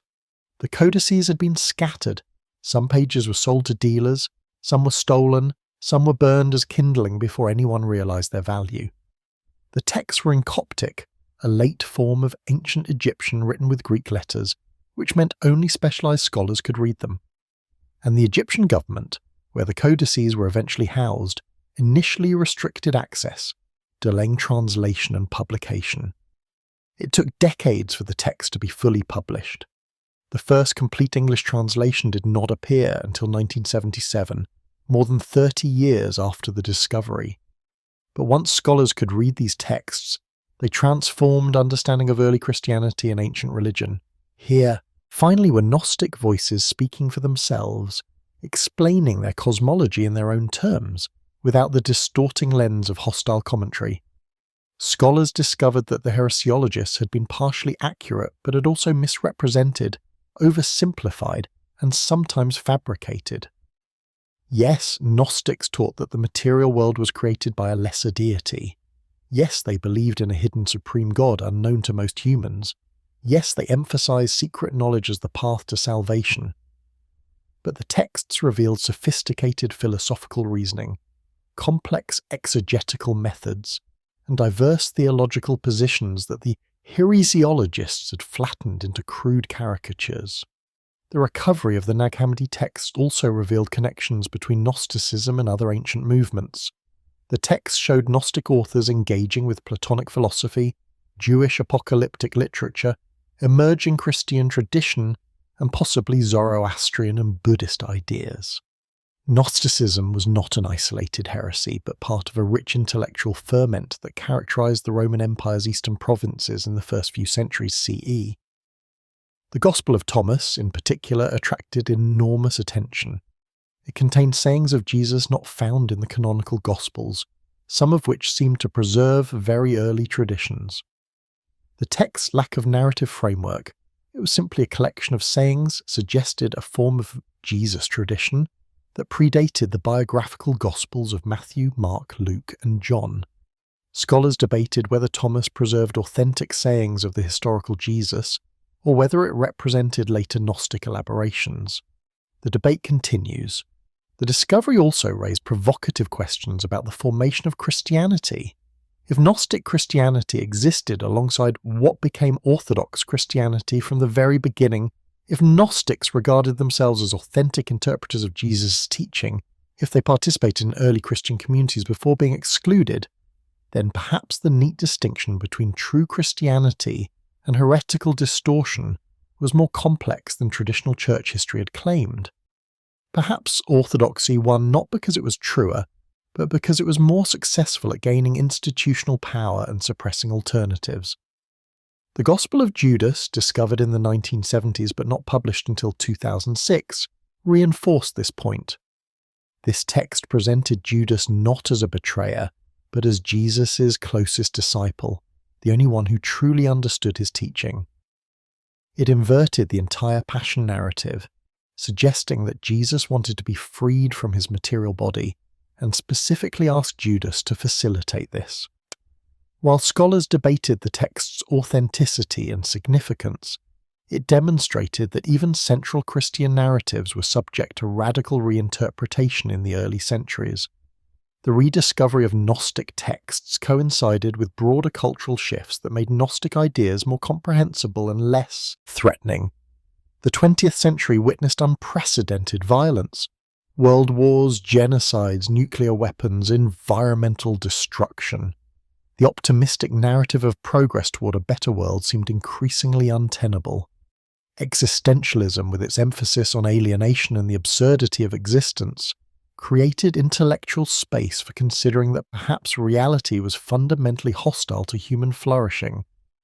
Gnostic pessimism about the material world no longer seemed quite so crazy. When Auschwitz and Hiroshima were possible, when authoritarian regimes controlled billions of people, when technology enabled surveillance and manipulation on scales ancient Archons could only dream of, the idea that the world was designed as a prison began to seem less like paranoid fantasy and more like sober description. The text thus found an audience prepared to take them seriously. Scholars studied them as historical documents that revealed the diversity of early Christianity. Religious seekers read them as spiritual teachings that spoke to contemporary alienation. Cultural critics used them as resources for understanding and resisting systems of control. The forbidden texts, hidden for 15 centuries, had returned at precisely the moment when humanity was ready, or desperate enough, to reconsider their message. The Gnostic texts describe the Archons as entities that feed on human emotional energy, particularly fear. To modern readers formed by scientific rationalism, this sounds like primitive mythology, supernatural nonsense with no basis in reality. But when translated from mythological to psychological and sociological language, the insight becomes remarkably sophisticated and disturbingly relevant. Fear is indeed a currency. Political systems trade in it. Authoritarian governments maintain power by keeping populations afraid of external enemies, of internal subversion, of chaos that will follow if the current regime is replaced. Democratic governments are not immune. Politicians regularly invoke fear to win elections, promote policies, and justify emergency measures. The war on terror, for instance, functioned for decades as a blank check for surveillance, military intervention, and the erosion of civil liberties, all justified by the spectre of catastrophic violence. Marketing and consumer capitalism operate extensively through fear. Insurance companies sell fear of illness, accident, and death. Pharmaceutical companies sell fear of aging, inadequacy, and decline. Status-oriented consumption depends on fear of social rejection and insignificance. The entire self-help industry monetizes fear of failure, loneliness, and meaninglessness. These are not merely observations about how businesses happen to operate. They are the fundamental mechanics of how late capitalism sustains itself. Social control operates through fear. Fear of unemployment keeps workers compliant. Fear of homelessness keeps people tolerating bad conditions. Fear of social judgment keeps people conforming to norms. Fear of legal punishment keeps people obeying laws regardless of whether those laws are just. Fear of eternal damnation keeps believers submissive to religious authority. These fears are cultivated, maintained, and exploited by institutions that benefit from docile, obedient populations. The Gnostic insight was that these patterns are not accidental or merely opportunistic. They are systemic. They are the functional logic of how power maintains itself. Whether you attribute this to literal supernatural entities or to emergent properties of complex systems makes less difference than might initially appear. Either way, there exist patterns that benefit from human fear, that actively work to generate and sustain fear, and that resist any attempt to eliminate fear because fear is the foundation of their power. Modern psychology provides empirical validation for Gnostic insights about fear and control. Trauma research demonstrates that childhood abuse creates patterns that persist into adulthood, limiting capacity for joy, trust, and autonomy. These are not merely unfortunate side effects, but systemic features. Abusive systems reproduce themselves by creating people who, having internalized fear and powerlessness, will recreate similar systems in the next generation. The Archons reproducing through generations of trauma-bonded humans. Behavioral conditioning research shows how fear can be used to shape behavior without conscious awareness. Pavlov's dogs learn to fear neutral stimuli that have been associated with pain. Humans learn similarly, associating questioning authority with danger, associating nonconformity with social death, associating pursuit of truth with catastrophic consequences. These associations operate below conscious awareness, making them almost impossible to identify and challenge through rational thought alone. Terror management theory, developed by social psychologists studying how awareness of mortality influences behavior, demonstrates that reminding people of death makes them more nationalistic, more hostile to out-groups, more punitive toward norm violators, and more defensive of their cultural worldview. Death anxiety, the fear the Archons supposedly engineered, functions exactly as Gnostic texts suggested. It makes people controllable, tribal, and desperate for any ideology that promises protection from annihilation. The surveillance state represents an updated implementation of Archonic control mechanisms. Modern technology enables monitoring on a scale that ancient Archons could only envy. Every digital communication, every financial transaction, every movement through urban space can be recorded, and analysed. This creates what Michel Foucault called panopticism, the internalization of surveillance such that people police their own behaviour because they know they might be watched. The fear of being observed, of being caught, of being punished operates continuously as a control mechanism even when no actual surveillance is occurring. Social media has proven particularly effective at generating and exploiting fear. Platforms algorithmically promote content that triggers strong emotional responses, particularly fear and outrage, because such content generates engagement, which generates advertising revenue.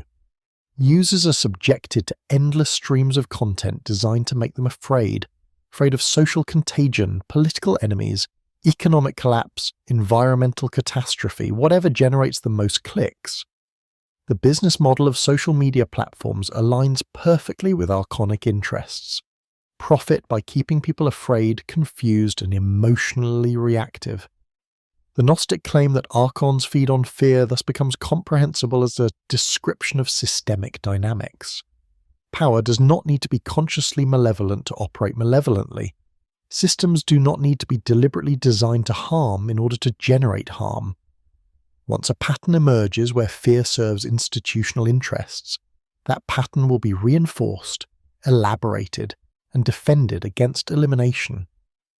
The Archons, understood as personifications of these patterns, are real in the sense that the patterns are real, regardless of whether there are literal entities behind them. The Gnostic cosmology described a multi-layered system of control where each level of archonic authority imposed particular constraints and demanded particular forms of obedience. This vertical hierarchy, with Yaldabaoth at the apex, the 7 planetary Archons below him, and countless lesser Archons managing specific domains, closely parallels modern organizational structures. Consider corporate hierarchy. At the top, a CEO or board of directors sets overall direction. Below them, executives manage divisions. Below them, middle managers oversee departments. Below them, supervisors control workers. Each level has limited autonomy, constrained by directives from above. Each level enforces compliance on the level below. Each level is rewarded for maintaining control and punished for losing it. Workers at the bottom experience this as an impersonal system that demands obedience, but provides little explanation or meaningful agency. The Gnostic Archons functioned identically. Each was assigned a domain, fate, providence, desire, and was responsible for maintaining control within that domain. Each reported to higher Archons. Each was fundamentally anxious about maintaining position and power. Each was ignorant of the system's ultimate purpose or meaning, merely fulfilling an assigned role. The human beings at the bottom of this hierarchy experienced it as a cosmos-spanning structure of control that shaped every aspect of their lives while remaining essentially mysterious and indifferent to their welfare. Government bureaucracy replicates this pattern. Regulations cascade from legislatures through administrative agencies to frontline workers who enforce them. On citizens experience bureaucracy as labyrinthine, opaque, and obstructionist, precisely how the Gnostic texts describe the 7 heavens. Getting through bureaucracy requires knowing the right passwords, procedures, showing the right credentials, documents, and demonstrating the right authority, permits. Those who lack this knowledge find themselves trapped, recycled through the system, unable to reach their destination. The parallel extends to how bureaucracies resist change. Organizational theorists recognize that institutions develop their own interests, distinct from their original purpose.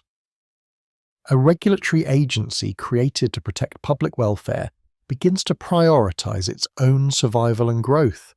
It resists reforms that would reduce its authority or budget, even when such reforms would better serve the public good. It cultivates relationships with the industries it is supposed to regulate, leading to regulatory capture, where the regulator serves industry interests rather than public interests. The Archons exhibited the same behavior. Created by Yaldabaoth to manage the cosmos, they developed their own interests in maintaining their positions. They resisted the true god's attempts to liberate humanity because liberation would end their power. They allied with Yaldabaoth despite being oppressed by him, because the system, unjust as it was, granted them more power than they would have in its absence. They became invested in maintaining ignorance because knowledge threatened the hierarchy they occupied. Ideology functions as an archonic control mechanism in modern societies. An ideology is a comprehensive system of beliefs, values and narratives that explain the social world and justify existing power relations. Liberalism, conservatism, socialism, nationalism, religious fundamentalism, each provides followers with a sense of meaning, purpose, and identity, while simultaneously limiting what they can perceive and how they can respond to their conditions. The Gnostic Archons maintained control partly through enforced ignorance, but equally through false knowledge, beliefs that seemed explanatory but actually obscured reality. The worship of Yaldabaoth as the supreme god represented the paradigm case. Humans believed they were serving ultimate truth when they were actually reinforcing their imprisonment. Modern ideologies work similarly. Political partisans believe they are defending freedom or justice or tradition, when they are actually reproducing systems that exploit them. The ideology provides meaning and identity, while preventing the deeper recognition that the entire system, regardless of which faction temporarily dominates it, serves interests alien to human flourishing. The media environment creates conditions particularly conducive to archonic control. When information overload combines with algorithmic curation designed to maximize engagement rather than understanding, people lose the capacity to distinguish truth from fiction, important from trivial, real from simulated. The Archon's primary weapon was confusion, preventing humans from perceiving reality clearly. The contemporary media environment weaponizes confusion at scale. People are not merely kept ignorant, they are actively disoriented, bombarded with contradictory information, unable to achieve stable understanding of their situation. The Gnostic texts describe the material world itself as designed to trap consciousness. Biological needs, hunger, thirst, sexual desire, the drive for shelter and security, keep attention focused on survival rather than awakening. The body's vulnerability to pain, disease, and death generates fear that can be exploited for control. The brevity of life prevents accumulated wisdom from threatening archonic dominance. Modern consumer capitalism has perfected these mechanisms. Advertising creates needs that did not exist.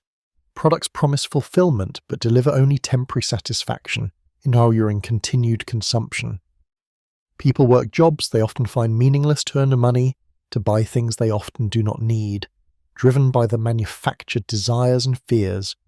The system keeps them busy, tired, distracted, and anxious. The perfect conditions for preventing the kind of sustained reflection that might lead to recognizing the prison. The university system, which might be expected to foster critical consciousness, often functions instead to credential the elite and socialize students into accepting existing systems. Students accumulate debt that will take decades to repay, ensuring compliance with employment demands. They learn disciplinary knowledge that equips them to function within existing structures but not to question those structures fundamentally. The most prestigious institutions provide access to elite networks, but this access depends on demonstrating that one will not use that position to threaten the system that granted it. This is not conspiracy but emergence. No group of people planned the archonic structure. It emerged from the logic of how power reproduces itself, how institutions perpetuate themselves, how systems resist change. The Archons, understood as patterns rather than persons, are real, more real perhaps, than the illusion of human agency and freedom that most people carry through their daily lives. After describing in exhaustive detail the mechanisms of imprisonment, the Gnostic texts address the most important question: how does one escape? The answer is simultaneously simple and extraordinarily difficult. Through gnosis, through direct knowledge of one's true nature, through recognition of the prison for what it is. Gnosis is not intellectual knowledge. It is not learning facts about archons or memorizing cosmological diagrams. It is experiential recognition, the same kind of recognition that happens when you suddenly see the solution to a puzzle that had baffled you, or when you understand at a deep level why you have been repeating a self-destructive pattern. It is knowledge that changes the knower, that reorganizes consciousness, that makes it impossible to return to the previous state of ignorance. The texts describe gnosis as remembering. Humanity has forgotten its divine origin, forgotten that consciousness transcends matter, forgotten that the divine spark within is older and greater than the entire material cosmos. Awakening consists of remembering what was always true, but had been concealed, suppressed, or obscured. The Archon's primary strategy is inducing forgetting. The divine strategy is prompting remembering. This remembering cannot be transmitted through ordinary teaching. You can explain Gnostic cosmology to someone, as this text has been doing, but explanation does not produce gnosis. Gnosis requires direct experience, a personal recognition that cannot be given by another, but only pointed toward. This is why Gnostic texts often seem more concerned with evoking an experience than with clear explanation. They use paradox, myth, symbol, and enigma to bypass intellectual understanding and trigger something deeper. The passwords and secret names that appear throughout Gnostic texts function similarly. At one level, they are literally passwords, formulas to recite when confronting the Archons during post-mortem ascent through the planetary spheres. But at a deeper level, they represent psychological and spiritual achievements. To know the secret name of an Archon means to understand the nature of that archonic principle, to see fate as mechanism rather than divine decree, to see desire as conditioned response rather than authentic wanting, to see fear as tool of control rather than appropriate response to reality. When a soul ascending after death says to an Archon, "I know your name," the soul is not merely invoking magical protection. The soul is demonstrating that it has achieved understanding that transcends the Archon's domain. The Archon cannot block someone who fully understands the Archon's nature, because that understanding itself constitutes the authority to pass beyond. Knowledge is not just the key to the prison. Knowledge dismantles the prison by revealing it as illusory. This raises a crucial point. The Gnostic texts suggest that the prison works primarily through deception, not force. The Archons maintain control by keeping humanity confused, frightened, and identified with matter. The moment someone achieves clarity about their true nature, the Archons become powerless. They can still destroy the body. They killed Jesus. They persecuted Gnostics. They burned books and murdered teachers. But they cannot touch consciousness that recognizes itself as transcendent. This recognition has immediate practical implications. Someone who achieves gnosis becomes substantially less controllable. Fear loses much of its power. Death, while still physically real, is no longer existentially threatening because one recognizes that consciousness transcends bodily death. Social conformity pressures weaken because approval from a deluded society no longer carries weight. Promises and threats from authorities become less effective because one has stopped mistaking Archons for gods. But gnosis does not mean becoming invulnerable or withdrawing from the world. The Gnostic texts do not advocate quietism or passivity. They advocate seeing clearly. Someone who sees clearly might still engage with the world, might still work to reduce suffering, might still form relationships and pursue goals, but they do so without illusion about the world's nature, without expecting the prison to become paradise, without mistaking improvements in conditions for liberation itself. The texts describe multiple stages or levels of gnosis. Initial recognition that something is wrong with the received narrative about reality. Growing awareness of the mechanisms of control and the patterns of deception. Deeper insight into the nature of consciousness and its relationship to matter. Experiential knowledge of the divine realm beyond the Archon's jurisdiction. Complete liberation where one has fully remembered divine origin and transcended identification with the material form. Most people, according to the Gnostics, never progress beyond the first stage. They sense something is wrong but cannot articulate what. They feel confined but cannot identify the prison. They suspect deception but cannot see through it clearly enough to act differently. This initial discomfort is itself valuable. It motivates seeking, but it is not yet gnosis. A smaller number achieve intellectual understanding. They learn Gnostic cosmology, recognize patterns of control, begin to see how systems maintain themselves through fear and ignorance. This is progress, but still short of liberation. Intellectual understanding can be forgotten, suppressed, or contradicted by experience. It does not reorganize consciousness at the deepest level. Fewer still achieve experiential gnosis, direct recognition of their divine nature, unmediated by belief or concept. The texts describe this as light recognizing itself, consciousness becoming aware of consciousness, the divine spark remembering the pleroma. This recognition is self-validating. It does not depend on external authority or corroboration. It is simply seen to be true in the same way that one sees the sun is bright. The rarest achievement is complete liberation, sustained residence in gnosis despite continuing embodiment in matter. The texts suggest this was Jesus' achievement and the achievement of the greatest Gnostic teachers. They lived in the world but were not of the world. They experienced the Archonic system but were not controlled by it. They had realized in practice what others recognized only theoretically, that consciousness transcends all material limitations and that the prison has no power except what fear grants it. This conception of liberation explains why Gnostics were relatively unconcerned with a social reform or a political revolution.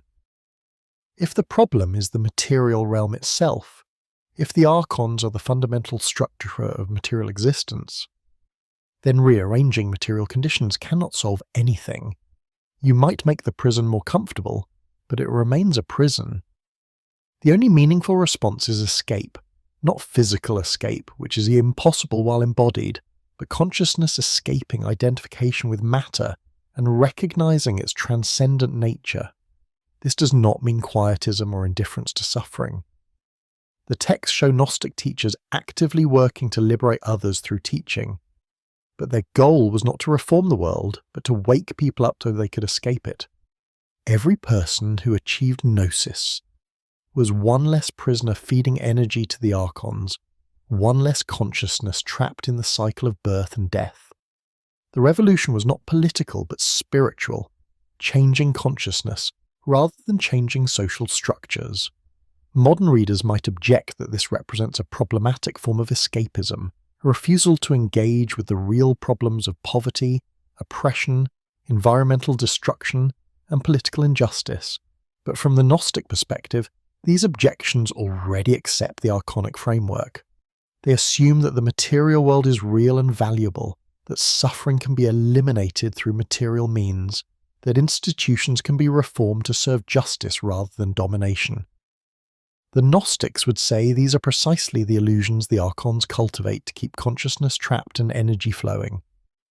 Whether the Gnostics were correct about this is perhaps the most important question their texts raise. Is material existence fundamentally imprisoning? Or is it neutral and only the systems humans have built are imprisoning? Are the patterns that generate suffering intrinsic to matter? Or are they contingent social constructions that can be dismantled and replaced? Can awakening consciousness transform material conditions, or is the only real freedom to transcend those conditions entirely? The Gnostic answer was unambiguous. Matter is prison, the Archons are real, and liberation requires recognizing consciousness as transcendent. But they also left a legacy for those still living in matter. The texts themselves, hidden and preserved, eventually rediscovered, containing the passwords and the teachings necessary for escape. Their work was not to destroy the prison, they believed that was impossible, but to provide maps of the prison structure and keys to the locks, so that those capable of using them might find their way out. The final irony is that the Archons' attempt to suppress Gnostic teaching through persecution and book burning ultimately failed. The texts survived, the knowledge returned. People once again have access to the diagnosis the Gnostics provided 1500 years ago.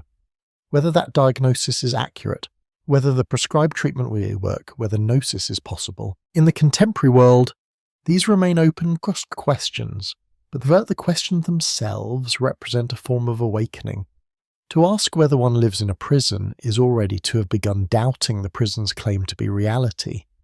To wonder whether fear is natural or manufactured is already to have started examining fear's function.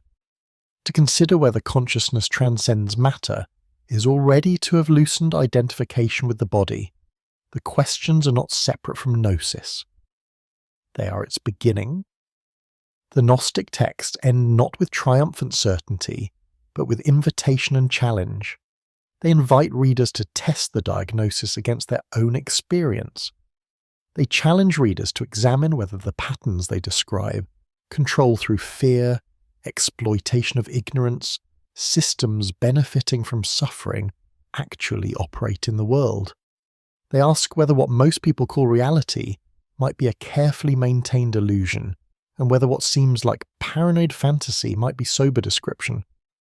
And they offer something rare in religious and philosophical literature, a path that requires no faith, no submission to authority, no acceptance of doctrine. Gnosis cannot be believed, It can only be experienced. The texts function as provocations, as methods for inducing recognition, as maps for those who have already begun to suspect they are lost. They do not demand belief in Archons.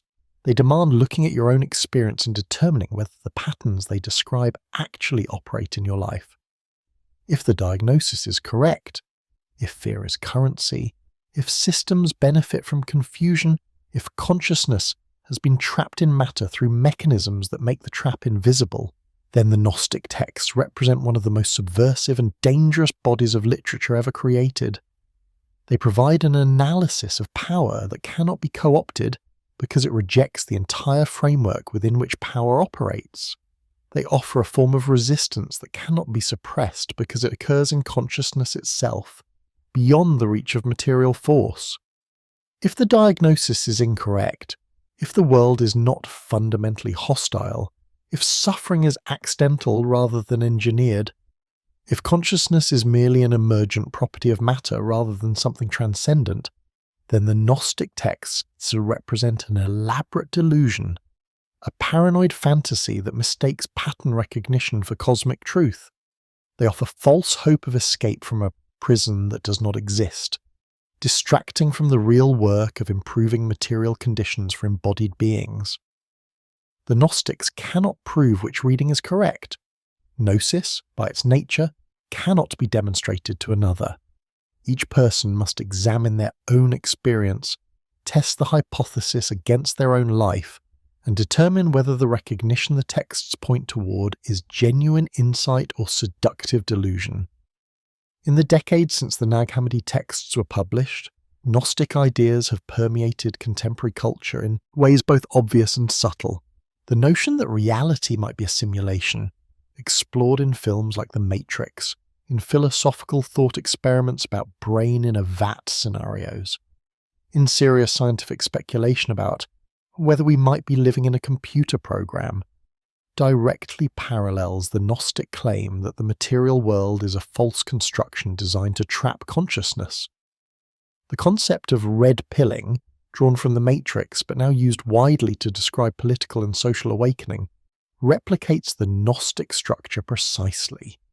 A moment of recognition where the comfortable illusions one had accepted as reality suddenly reveal themselves as deliberate deceptions, followed by a disorienting period of adjustment, and finally the challenge of navigating a world one now sees completely differently than before. Conspiracy theories, particularly those involving global cabals of malevolent elites, manipulating humanity from behind the scenes, represent vulgarized versions of Gnostic cosmology. The Archons become the Illuminati or the New World Order or the Deep State, shadowy powers that control events, benefit from suffering, and work to maintain humanity in ignorance. These theories fail as accurate descriptions of reality precisely because they make material what the Gnostics understood as spiritual or systemic. They identify specific people or groups as Archons, when the Gnostic insight was that archonic patterns transcend individual actors. The contemporary sense of pervasive alienation, meaninglessness, and powerlessness that characterizes much of modern life creates conditions where Gnostic diagnosis resonates powerfully. People work jobs that feel pointless, participate in political systems that seem rigged, consume media that leaves them feeling empty, and engage in relationships that lack depth, all while being told this is normal, that something is wrong with them if they are unsatisfied, their happiness is just one purchase or achievement or pharmaceutical intervention away. This is precisely the kind of world the Gnostics described. A system designed to generate suffering while convincing its victims that suffering is their own fault. Mental health discourse increasingly recognizes patterns the Gnostics identified. Trauma theory describes how adverse experiences create lasting neurological and psychological patterns that limit freedom and perpetuate suffering. Attachment theory explains how early relational experiences shape capacity for connection throughout life. Cognitive behavioral therapy identifies automatic thoughts and beliefs that generate unnecessary suffering. Mindfulness practices cultivate the capacity to observe consciousness rather than being identified with thought streams. All of these represent, in secular therapeutic language, attempts to address the same problem the Gnostics identified. Consciousness is trapped in patterns it did not choose and does not fully recognize. The ecological crisis adds a dimension the ancient Gnostics could not have anticipated, but which fits disturbingly well within their framework. A civilization that destroys the biosphere it depends on, that generates catastrophic climate change while knowing it is doing so, that continues practices guaranteed to cause massive suffering for purely short-term gains. This looks remarkably like a system controlled by forces that benefit from destruction, that feed on fear and despair, that operate through enforced ignorance and the systematic suppression of recognition. The exponential increase in surveillance and control capacity through digital technology represents an archonic dream fulfilled. Every communication monitored, every transaction recorded, every movement tracked, all aggregated and analysed to predict and manipulate behaviour. This is the seven heavens reborn in silicon and code. The fact that this infrastructure is ostensibly voluntary, that people carry tracking devices and willingly surrender privacy in exchange for convenience, makes it more rather than less archonic. The most effective prison is one where inmates believe they are free. Social media platforms that algorithmically promote outrage, fear, and tribal conflict. Economic systems that require perpetual growth on a finite planet. Political structures that appear democratic while ensuring elite continuity. Educational institutions that train compliance rather than critical consciousness. Media environments that generate confusion rather than clarity. All of these can be understood either as emergent properties of complex systems or as manifestations of archonic principles. The Gnostics would argue the distinction is meaningless, whether literal entities exist or whether the patterns themselves constitute the entities. The effect is identical. The question facing contemporary humanity is whether the Gnostic diagnosis and prescription remain relevant, whether gnosis is possible in the modern world, and whether individual awakening can accomplish anything in the face of planetary-scale systems of control. The Gnostics believed that each awakened consciousness weakened the archonic system, that knowledge was genuinely powerful, that the prison depended entirely on ignorance and would collapse the moment enough people recognized it as a prison. Modern cynicism suggests otherwise. Even people who recognize systemic problems feel powerless to change them. Even those who see through deceptions cannot escape the structures those deceptions maintain. Even awakened consciousness must eat, must work, must participate in systems it recognizes as destructive because there are no alternatives. Gnosis without power seems like merely a more articulate form of despair, but the Gnostic response would be that this cynicism is itself an archonic tool. Despair maintains the prison as effectively as ignorance does, the belief that nothing can change, that individual consciousness does not matter, that the system is too powerful to resist. These are precisely the beliefs the Archons would cultivate if they wanted to prevent liberation. They are self-fulfilling prophecies that make themselves true through being believed. The Gnostic path offers no guarantees, no promises of success, no assurance that awakening will lead to anything but clearer sight of how imprisoned humanity actually is. But it offers something perhaps more valuable, a framework for understanding why reality feels the way it does, why suffering seems engineered rather than accidental, why systems resist change so tenaciously, and why knowledge feels both dangerous and liberating. It also offers a methodology.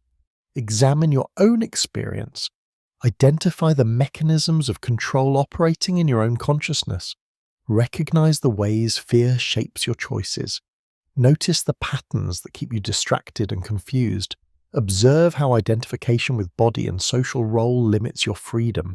Do not accept doctrine. Test everything against direct experience. Do not trust authorities. Investigate for yourself. Do not believe in liberation. Achieve it or discover it is impossible. The texts themselves, having survived suppression and returning to circulation, demonstrate that knowledge is more resilient than power. The Archons, whether understood as literal entities, as personified systemic patterns, or as metaphors for the structures that maintain suffering, failed to eliminate gnosis permanently. The jar was sealed, the cliff preserved it, the farmer found it, scholars translated it, and now millions can read what authorities once determined must be destroyed. This suggests that the Archonic system, powerful as it is, contains a fundamental weakness. It depends on ignorance, and ignorance is always potentially reversible. Every person who wakes up is a crack in the prison wall. Every recognition of a manipulation is a key being turned in a lock. Every moment of clarity about the nature of consciousness and its relationship to matter is a small victory against forces that benefit from confusion. Whether these small victories accumulate into something larger, whether individual gnosis can catalyze collective transformation, whether the prison can be escaped or only endured more consciously, these questions remain open. The Gnostics were destroyed as organized movements. Their texts were hidden for 15 centuries. Arguably, the Archons won, but the texts came back, the questions returned. People once again have access to a framework that explains their experience of living in systems that seem designed to generate suffering while disguising their nature. The conversation between human consciousness and the patterns that constrain it continues, 1500 years after authorities decided it should end. The Archons, in the end, are only as powerful as human ignorance allows them to be. Fear only controls those who do not recognize it as a tool. Systems only maintain themselves through people's continued participation. The prison only holds those who do not know they are imprisoned. This is the Gnostic wager, that knowledge, consciousness, recognition, insight, gnosis is genuinely powerful, genuinely transformative, genuinely capable of breaking chains that seem unbreakable. The texts do not prove this wager as winnable. They only insist it is worth making. They invite each reader to become an experimental subject in an investigation that has been running for 2,000 years. Can consciousness recognize itself as transcendent? Can knowledge destroy the structures that maintain ignorance? Can awakening happen swiftly enough and widely enough to matter? The answer, according to the Gnostics, lies not in their texts, but in each person's direct experience. The texts are maps, not destinations. They point toward recognition, but cannot provide it. They describe the prison, but cannot open the locks from the outside. They diagnose the condition, but cannot administer the cure. That work belongs to each individual consciousness, confronting its own experience, examining its own fears, questioning its own certainties, and determining for itself whether the material world is home or prison, whether the systems that govern society serve human flourishing or exploit it, and whether the divine spark the Gnostics claimed exists within each person is real or merely wishful projection. The Archons do not fear this investigation. They know most people will conclude the investigation is unnecessary, that the prison is reality, that their chains are freedom. They know that even those who begin investigating will likely stop when the investigation becomes uncomfortable, when it threatens identities and relationships and socioeconomic positions. They know that even those who achieve some measure of gnosis will often fail to maintain it, will slip back into comfortable illusions, will choose the known suffering of imprisonment over the terrifying freedom of awakening. But they also fear. The texts make this clear. The Archons' first response to awakened Adam was fear. Their motivation for the flood was fear. Their reaction to Jesus was fear. Their suppression of Gnostic movements was fear. Because awakened consciousness, however rare and fragile and easily lost, represents something the Archons cannot ultimately control. It is the one thing in the material realm that transcends materiality, the one force that does not operate according to the laws they established, the one power that derives from beyond their jurisdiction. Every person who achieves gnosis is a reminder that the prison is not eternal, that consciousness preceded the prison and will outlast it, that the entire elaborate structure of archonic control depends on a deception that becomes powerless the moment it is recognized. This is why the texts were so dangerous they had to be destroyed. This is why they remained hidden for 15 centuries. And this is why, having returned, They continue to disturb, provoke, and challenge everyone who encounters them. The story of the Archons is not primarily about ancient mythology or extinct heresies. It is about patterns of control and exploitation that remain operative, about the mechanisms through which systems maintain themselves by keeping people fearful and confused, about the possibility that consciousness can recognize these mechanisms and thereby escape them. Whether those patterns are best described in mythological language about supernatural entities or sociological language about systemic dynamics matters less than whether the patterns themselves accurately describe reality. The Gnostic invitation remains open. Look at your own experience, examine the systems you participate in, investigate the fears that shape your choices, consider whether what you have been taught is reality might be a carefully constructed illusion, and determine for yourself whether awakening is possible or whether the prison is all there is. The Archons cannot prevent you from looking. They can only hope you will decide not to, or that if you do look, you will not see clearly enough to matter, or that if you see, you will decide the recognition is too costly to maintain. This hope has generally proven well-founded. Most people do not look, and those who look usually do not see, and those who see typically cannot sustain the vision. But sometimes someone looks, sees, and sustains the recognition. Someone achieves gnosis and maintains it despite all the pressures to forget, to doubt, to return to comfortable ignorance. Someone escapes the prison, even while remaining physically embodied within it. Someone demonstrates that consciousness transcends the archonic system, and that knowledge genuinely liberates. When this happens, the texts suggest something shifts in the cosmic balance. The Archons lose a prisoner. A divine spark remembers its origin. The Pleroma receives back what was thought lost. The prison reveals itself as less permanent than it appears, and the possibility of liberation becomes slightly more real for everyone else still trapped. This is the hope contained in texts that otherwise seem to offer only darkness and despair. Not that escape is easy or guaranteed or available to everyone, but that escape is possible, has been achieved, and leaves traces others can follow. The passwords work, the knowledge liberates, the recognition transforms, not always, not reliably, not for everyone, but genuinely, powerfully, irrevocably for those who achieve it. The farmer who broke open the jar in 45 could not have known what he was releasing. Seeds of knowledge that had lain dormant for 15 centuries. Questions that authorities had tried to answer permanently. Challenges to every comfortable certainty about the nature of reality, the goodness of creation, and the trustworthiness of powers. Evidence that the conversation about human freedom and cosmic imprisonment was never settled, only suppressed. Now the texts circulate freely. The questions return. Each reader must decide whether the Gnostic diagnosis resonates with their experience of reality, or whether it represents paranoid fantasy. Each seeker must determine whether gnosis is possible in their own consciousness, or whether the promise of liberation is itself an archonic deception. Each person must choose whether to investigate or to accept, whether to question or to comply, whether to risk the disorientation of awakening or to maintain the comfortable certainties of sleep.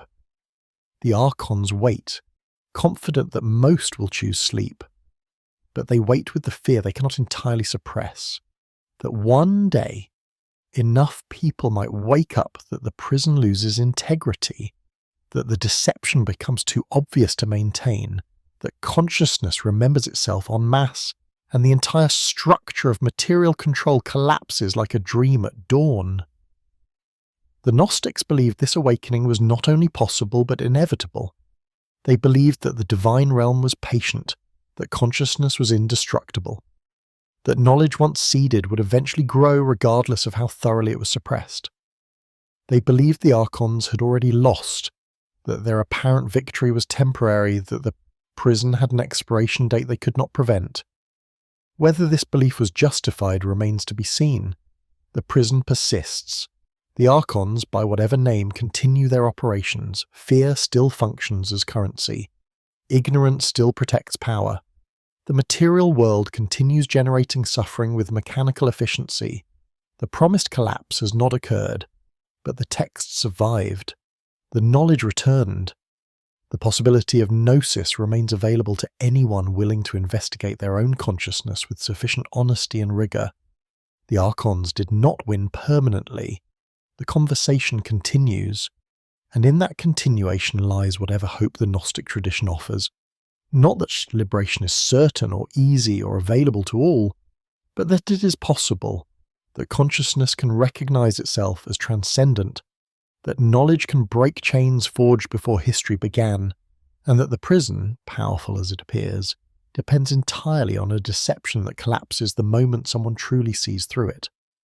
The question is not whether the Archons are real, whether as literal entities or as personifications of systemic patterns. The effects they produce are undeniably real.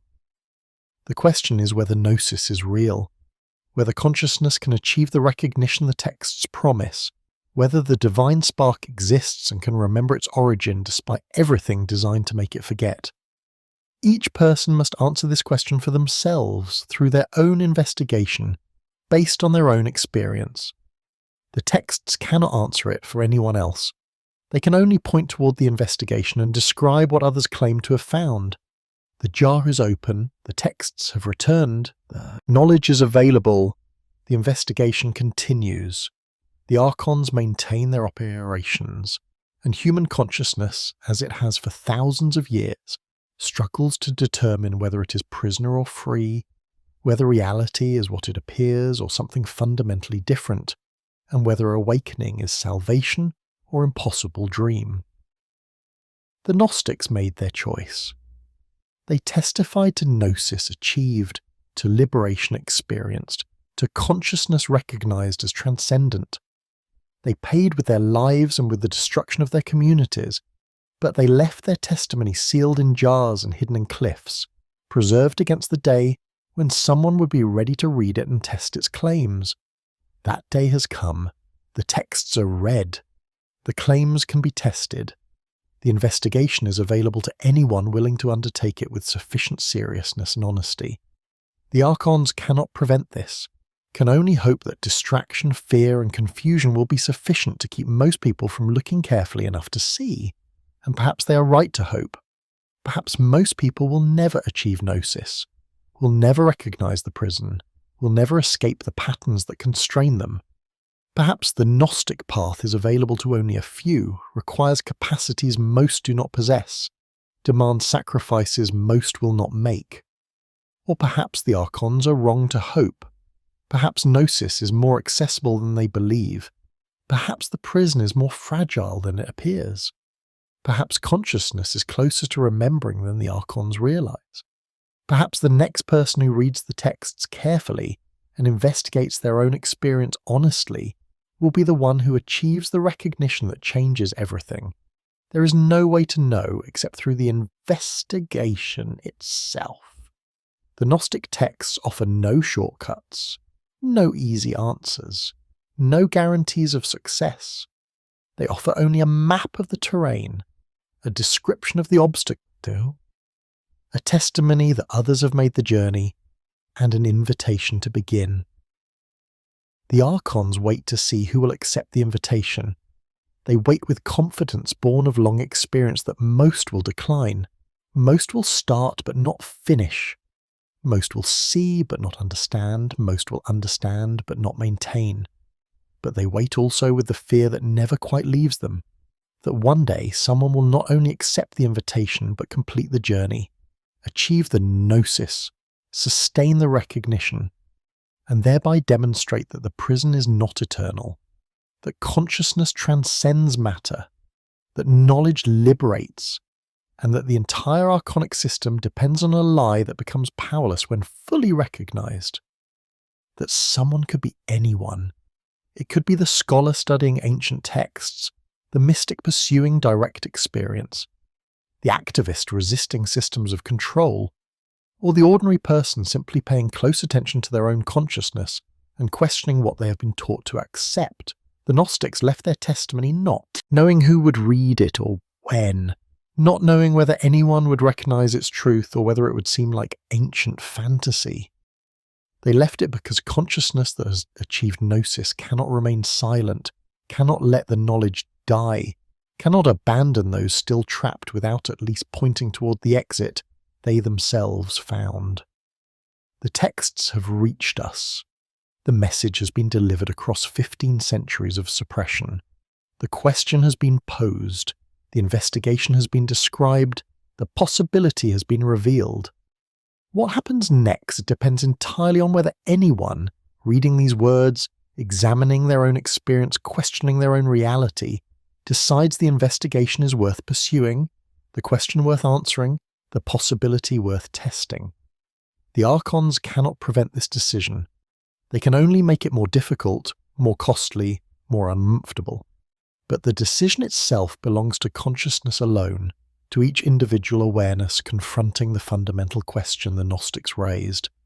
Am I prisoner or am I free? And how would I know the difference? The answer, they insisted, lies not in their texts, but in direct recognition, not in belief but in gnosis, not in doctrine but in experience.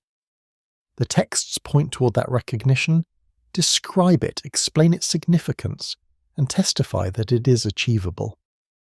But the recognition itself, if it comes, must arise in each consciousness separately, as each person examines their own experience with sufficient honesty to see what is actually there rather than what they have been taught to see.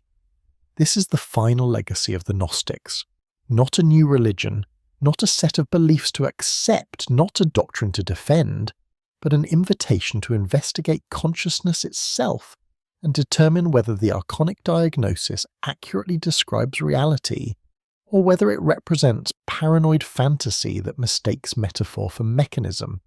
The investigation remains open, the question remains unanswered, the recognition remains possible, and the Archons, whether real or metaphorical, whether entities or patterns, continue their operations, confident in their power, but never quite free of the fear that one day the prison they have maintained for so long will finally be recognized for what it is, and that recognition will be the beginning of its end.